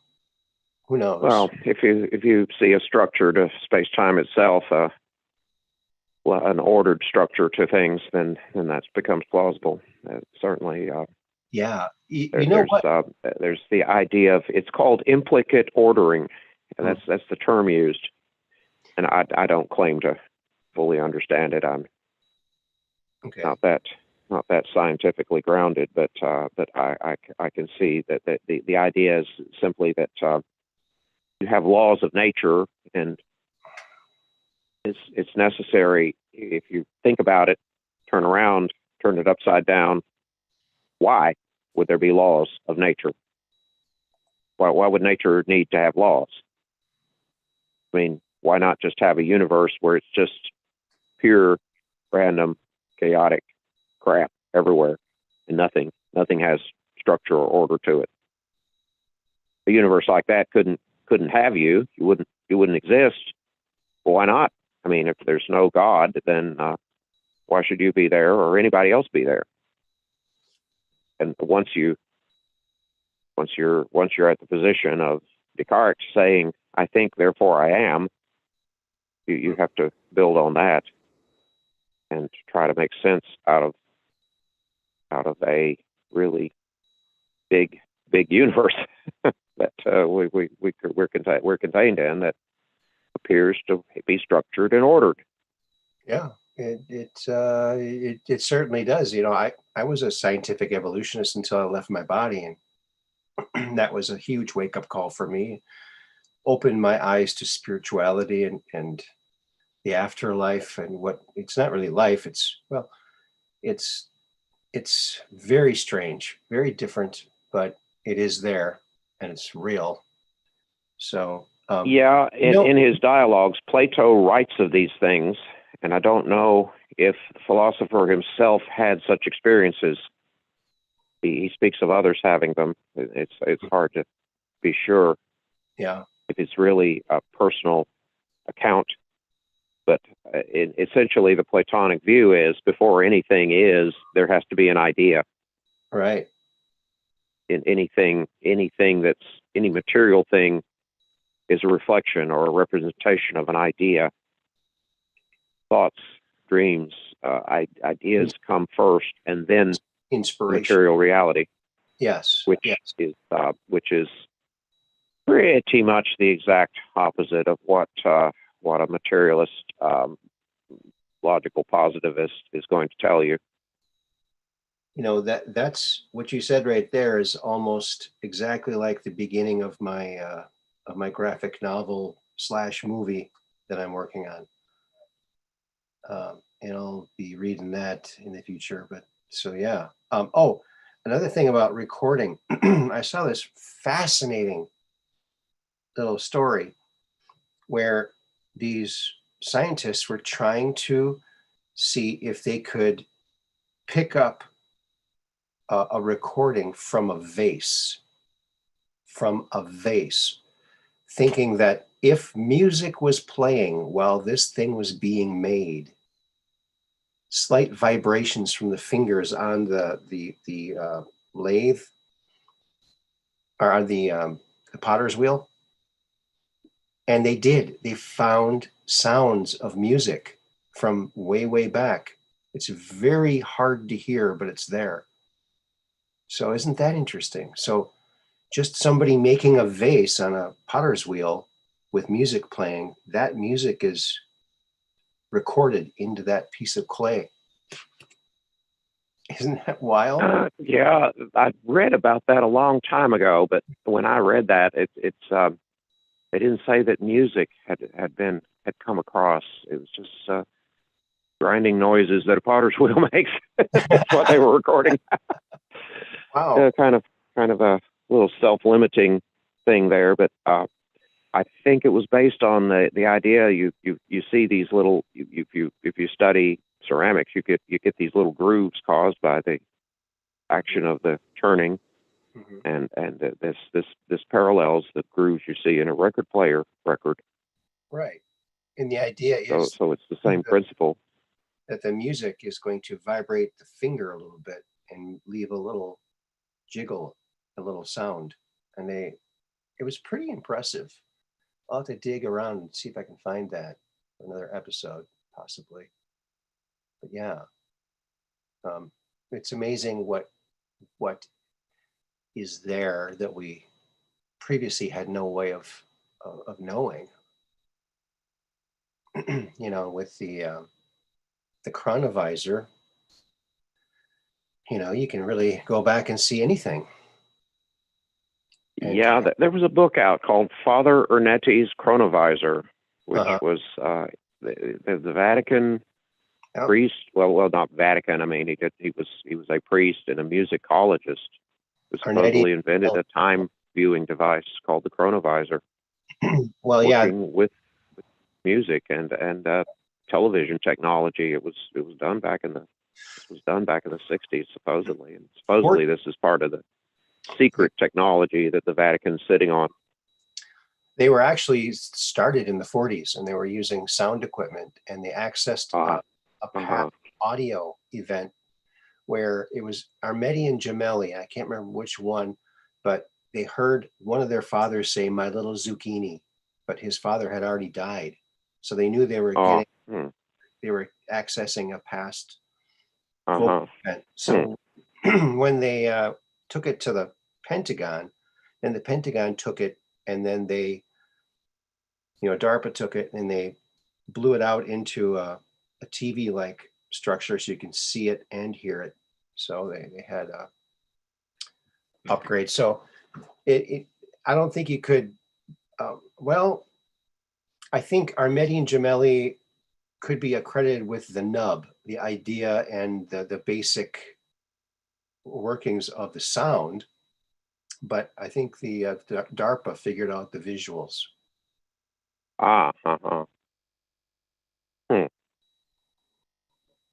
Which is interesting. Really interesting. I think about, if Andrew Basiago had never come forward, we wouldn't know any of this stuff.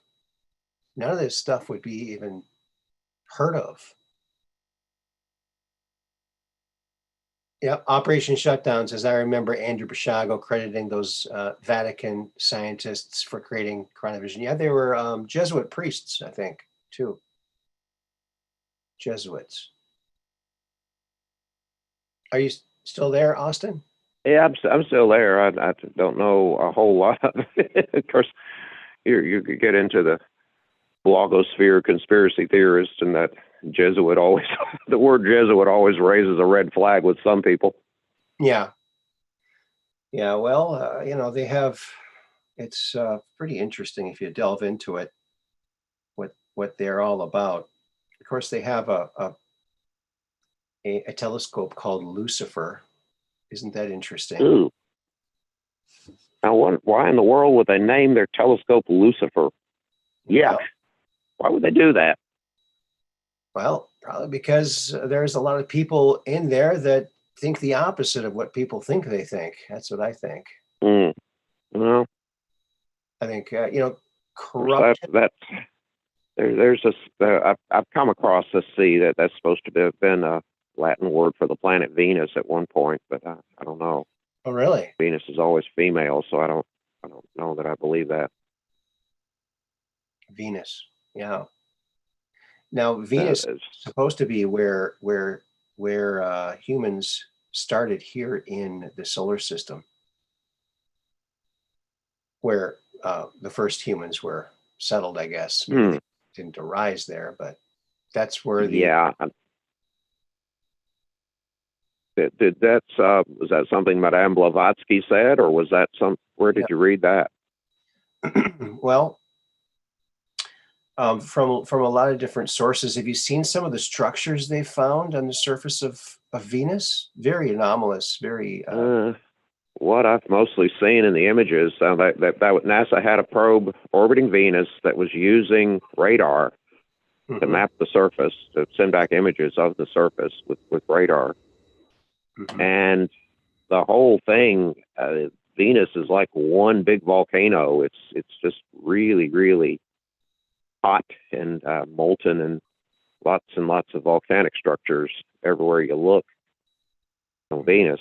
It's a reworked surface, and they were going on about that the surface of Venus has been reworked by volcanic processes. And of course, all of this fit neatly in with predictions made by one of the bad boys, Immanuel Velikovsky, who had the book Worlds in Collision that said basically Venus was a brand new planet that appeared like 1500 BC,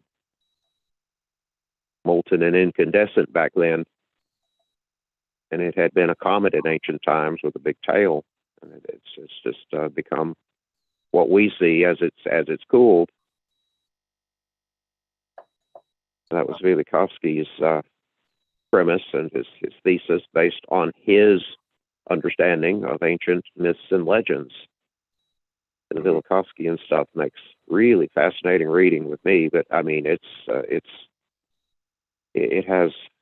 goes over with professional astronomers the way flat Earth theory does. I mean, it's just a slap in the face to them. Here's an image. I'm not sure I would really want to get in an argument defending Velikovsky, but he definitely predicted a bright, incandescent, hot surface for Venus, which is exactly what it is. Yeah. According to these NASA probes. Here's So something. he scored some hits in his predictions. Okay. Now, Yeah. I know one author who had something to say somewhat similar to what you're going on about. That was a book, one of the last books written by the Irish author James Hogan, Okay. was set on Venus. It had to do with an idea that that Venus had once been habitable, and then it got hot. Yeah. And then it's cooling off again, and so now it's being colonized by Earth people in this novel, Cool. which sort of had a somewhat Velikovskian feel to it. Well, here's a structure from the surface of Venus, and it's definitely does not look natural in any kind of way. It looks extremely manufactured. Now that's really interesting. It's bringing back memories of things that I'd read years ago and forgotten. So I'm a little slow here, catching on to what you're saying. This is from that. Things are coming back to me. Yeah, they. This structure you're looking at now. I don't have the internet now, but is it like? Do you mean manufactured? Do you mean like it's like a square building or a polygonal shape? Well, it's several rectangle. It's like two rectangles, like tall structures, almost like buildings. They look tall buildings and flat walls and almost like smokestacks or something. Very, very non-natural looking. It almost looks like at the top of two of these tall buildings are like divots, almost like a hot tub on top of them. But much bigger than a hot tub. I'm imagining these are very big, but there's a definite like a dip in the top of these structures, and they look like buildings. They look like some kind of advanced structures, but very dilapidated over the years, but still standing. Do you see it? Okay, the little thread of memory is coming back to me now. Years ago, there was a group of Eric von Daniken enthusiasts called the Ancient Astronaut Society. Okay. They're based in Chicago. They had a little newsletter. They would just publish things relating to Eric von Daniken's ancient aliens beliefs, and it was fun.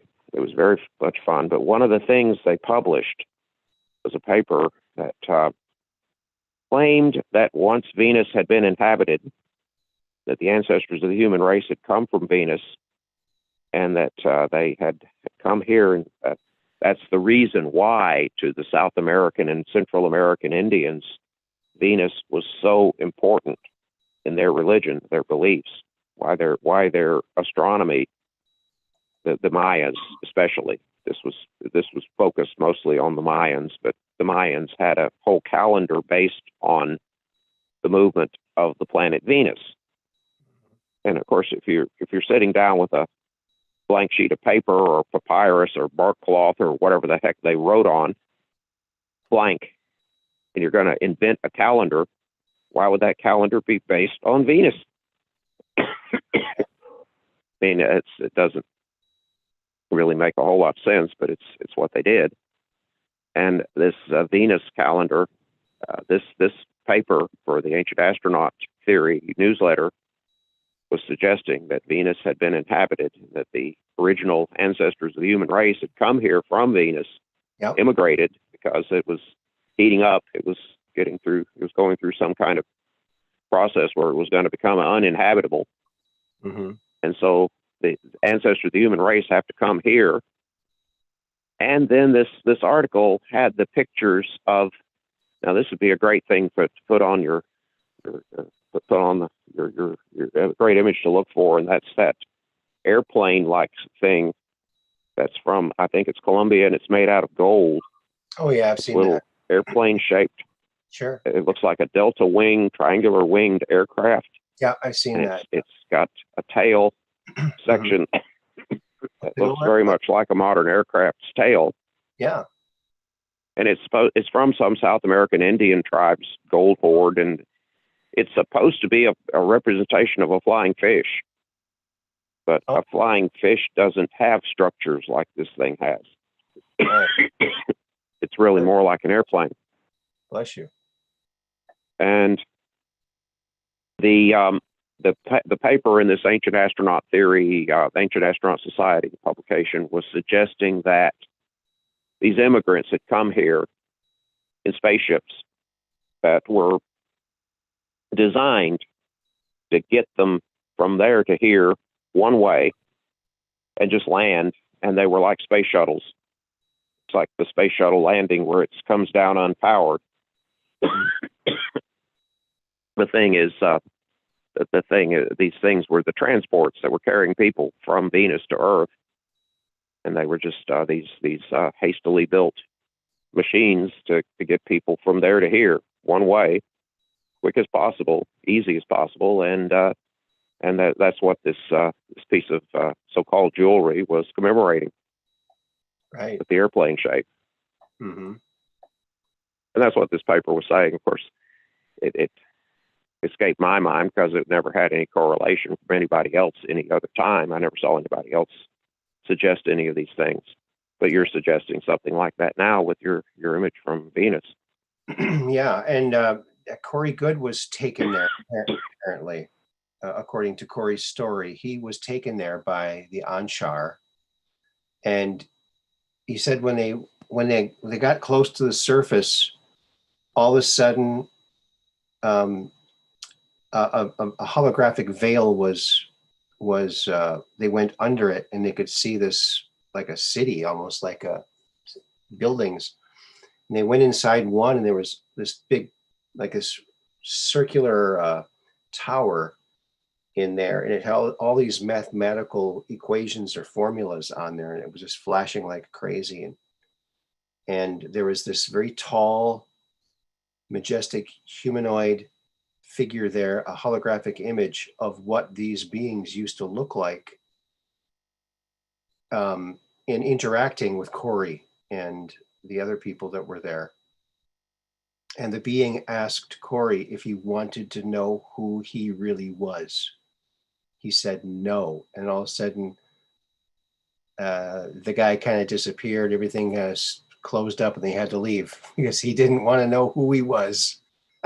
Party over. So they asked Corey if he wanted to know who he really was. Yes.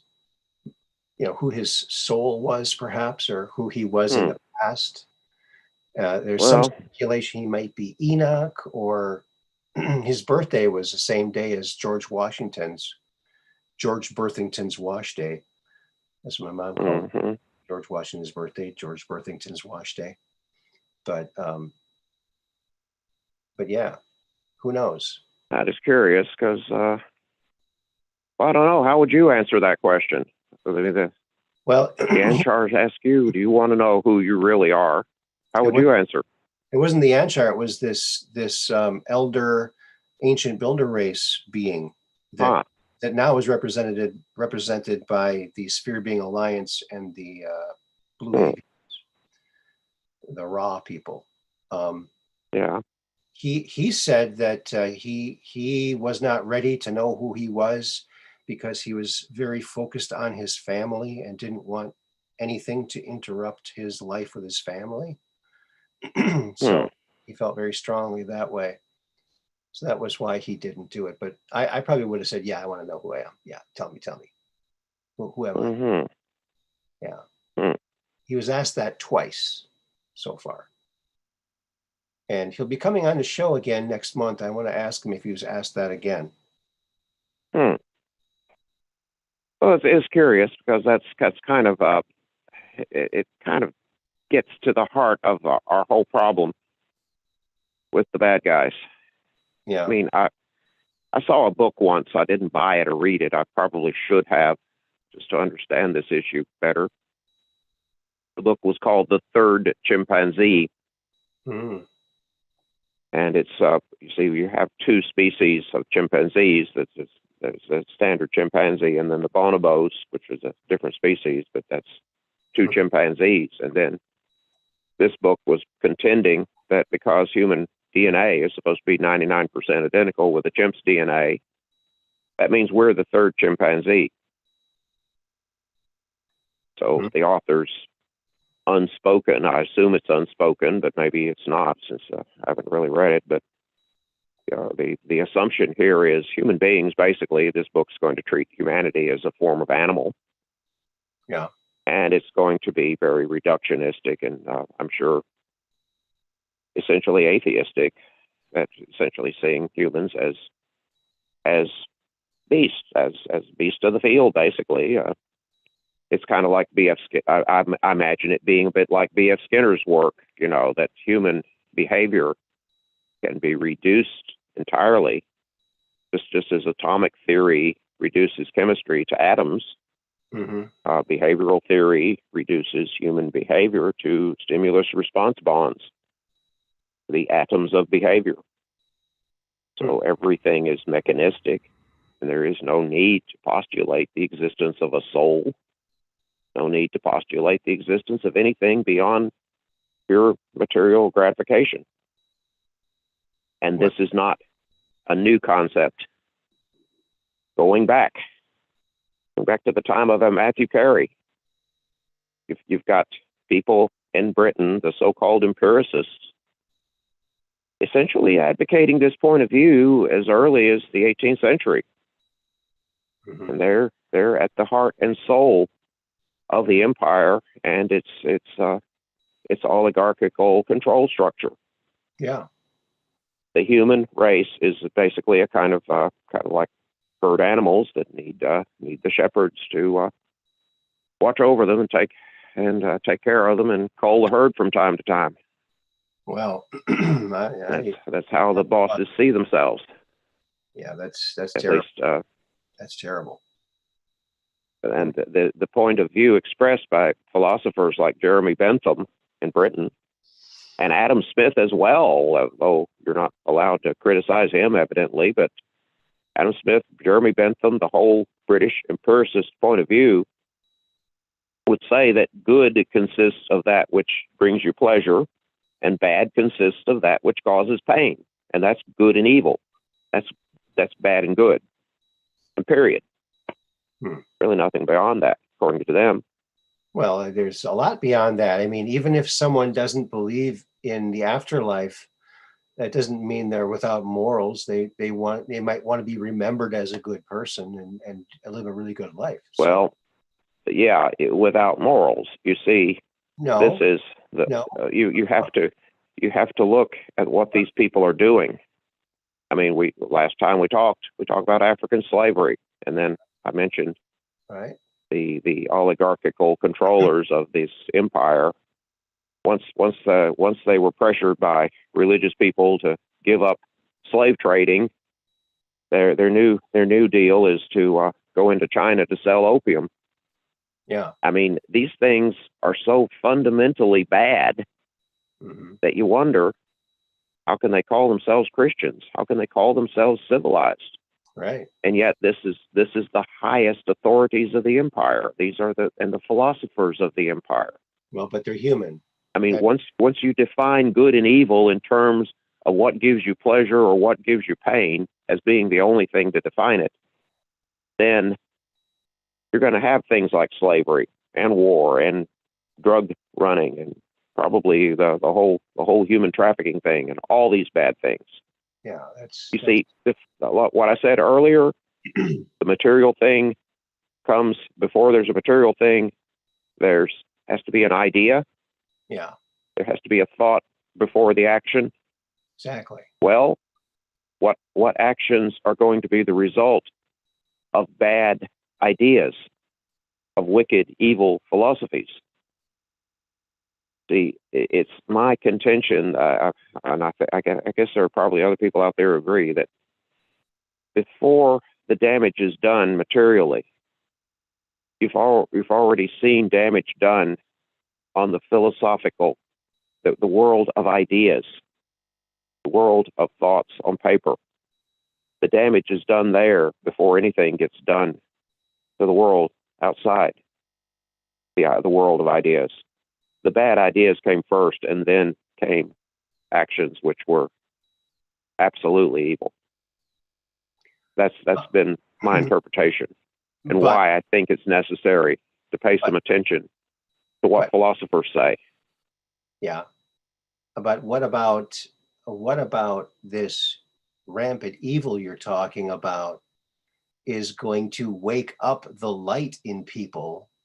And because sometimes you can't experience the light until you see darkness. So these people might just be helping us to evolve and to rise up against this evil and make it right and fix the things that are bad. And, you know, I'm sure any one of those people who thought those things, as soon as they had an out-of-body experience or some kind of experience that they couldn't explain with their hedonistic thoughts, they're going to convert. They're at least going to question what they've been talking about. I think that everyone is inherently a good person. People always think they're doing things for the good.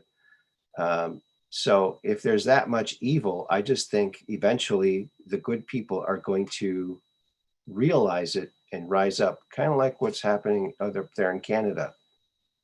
You know, they had enough and they rose up. I would hope you're correct on that. I would hope so. And there's even some people who talk about how the children of God here on earth were not evolving quick enough. So the call was put out for evil to be brought to the earth so that could help us to advance quicker, so that we could shine our light to get rid of the darkness, to realize that we do have the light within us so that we can. So it's a catalyst that makes it happen. So there's that theory too, which to see that there's a light within us, you would have to see the dark. You would have to have a definition of what a human being is. That would include that. What is a human being? I mean, if you've got us defined on paper by definition, we're the third chimpanzee, period. Well, then I guess you really have to devote some time to picking those lice out of your fur. I mean, that's as much as life can amount to. Yeah. I mean, it's the light, the whole concept goes back to this biblical, the first chapter of Genesis, and it's saying that man is created in the image of the Creator. Mm-hmm. That's could be interpreted that the human being is godlike in the ability to create, the ability to do stuff that's not purely necessary for short-term survival.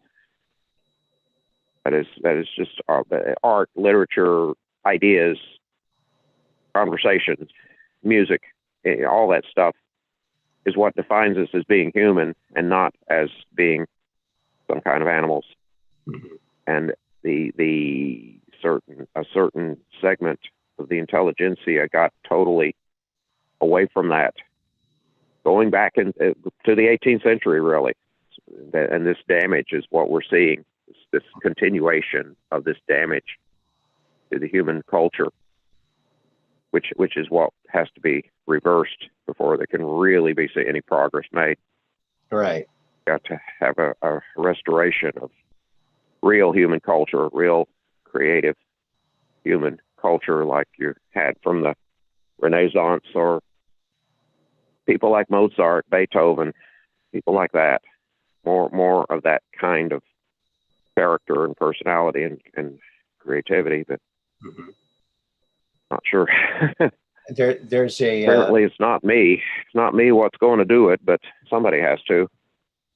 Well, there's a big revival in religiosity and spirituality. It's really, I mean, these last couple of years have pushed people to the brink, and they've gone to their roots or have been seeking spiritual guidance in some kind of way. There's so many people who are, embracing Christianity and spiritualism and, working for a better world for everybody. I think that humans, we're all basically good people. Now, a lot of people say money is the root of all evil, and you could make a pretty good argument for that because, if that didn't exist, a lot of crime would probably disappear. But if everything was strictly barter, I don't know. I just think people are basically inherently good people. And even people who are bad people think of themselves as good people. You know, Mm-hmm. it's the hardest thing to see is yourself. Even though there's mirrors everywhere, we just can't see ourselves as other people see us. And I think that's part of the key of it too, is try to well, I lived most of my life spiritualless, without spirituality. And I had very high morals. In fact, a lot of the women I dated said, wow, you've got more morals than any Christian I've ever dated. And so that doesn't come necessarily from a religion, but I'm very, very spiritual now. And I'm very grateful that there's this renaissance of God and just talking about this, the law of one, everything, anything that resonates, because I see them all as a pathway to the same destination. Everybody has different tastes and there's a different path for everybody, but it all leads to the same answer. And that's, God is inside of us because, that's our soul is part of God, right? So we don't have to look out to find God. We look within and it's right inside of us. That's the way I look at it. I'm not sure if that's a religion or not, but yeah, I'm very grateful for what's been happening and all of the morality that's being talked about. So that's really, really a good thing.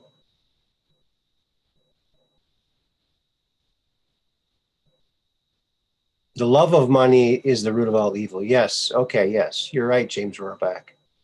The love of money is the root of all evil. Yeah. If you love something more than being a good person, then that's a bad thing, no matter what it is, right? I mean, we should all be trying to be as good a people as we can, because someday we're not going to be around and they're going to go, hey, remember that guy, Aaron? Yeah, he was a good guy. No, he was, Don't you want people to remember you as a good person? I certainly do. I want to be a good person, help people, do good things, service to others. I really like a lot of what the Law of One says. And, the Law of One is basically the golden rule on steroids. It's like, do unto others like you like to have done to you, because you are them. If you do something to them, you're doing it to yourself. It's like the golden rule, like intensified. God wins. Yeah, James Rohrbeck. Yeah. Unfortunately, the God that a lot of these people pray to is the other, the anti-God, Satan, Satanists. And you can always tell the Satanists because they subvert anything that's natural. So if there's something that's natural and someone's trying to subvert it, that's a Satanistic way. That's the way of the Satanists. Like birth is a natural thing. So abortion is not a natural thing. So guess who pushes that? Satanists. So anytime you have that happen, that's when nature is subverted. That's who's behind it. That's my opinion. That's the way I'm seeing things. Mm-hmm. We're able to see them easier now. It's like We all have a flashlight. We can see these people who used to be just lurking in the darkness. We didn't see them. But evil is showing itself. And like what's happening up in Canada, that the bouncy castles being hauled away by the police. Mm-hmm. It's terrible. I know there's some lawmakers writing up bills to offer amnesty to any truckers or anyone from Canada that wants to come and defect down to America. Come on down. We could use some more patriots. There you go. Well, my understanding on that is there have been some truckers trying to organize some kind of roll to Washington, and that's supposedly there's calls now from the Biden administration to have these people declared to be domestic terrorists. Well, that's going to be the kiss of death for him and for his presidency, because the people have pretty much had it with his bull crap. I mean, it's a powder keg ready to go off. And I just, we'll see what happens. I mean, Trump just said something's going to happen. Something's going to happen. Well, we'll see what happens. We'll see what happens, Maybe there's an indictment that comes out. The Biden crime family has been indicted. Boom. Then what happens to if it's a belligerent presidency, he's not president anymore. So there you go. We'll see what happens. Well, hopeful. Money laundering is all supposed to be based in the Ukraine, so I don't think it's coincidence that that's where this war is going to be, that they're trying to push now. No, there's not going to be a war, though. I can't imagine anything under the sun that would be stupid or more stupid. I mean, it's like perfect stupidity. Oh, yeah. Well, that's like the whole Biden regime. Anything stupid, they do it. Giving out crack pipes and unbelievable. But yeah, there's also some Republican lawmakers writing up bills to make it illegal for the federal government to hand out crack pipes. It's ridiculous that has to be done. It should. Wow, it's crazy. Yeah, Hunter Biden could pay for them out of his pocket change. Yeah, he could. Yeah, 10% to the big guy. Yeah. Well, Austin, it's getting a little late here. I think maybe we should put a cap on this. What do you think? Okay, all righty. Yeah. All right. Well, thank you for calling in, Austin. I really appreciate it. You added a lot of. Thank you very much, Aaron. And I hope you get over that cough really, really soon. Yeah. Okay. That's just a little congestion. Yeah. Okay. Well, take care of yourself. We'll see you next time. We got an interview on Friday, so come check that out. All right. Thank you, Austin. Okay. All right. Good night. See you later. Good night. You too. Good night. Okay. All right, friends. Here we are again. We did it again, folks. We made it all the way through another episode. 146. How do you like that? We gave away a book and a mug. How do you like that? Yes, Austin is an awesome caller. Yes, we were lucky that he called in today. And Sandy Sue, too, with that awesome, generous offer that she made. Well, friends, thank you for coming down to the Truth Quest, where we're just downrange of strange, where the outrageous is contagious, and the paranormal is the new normal.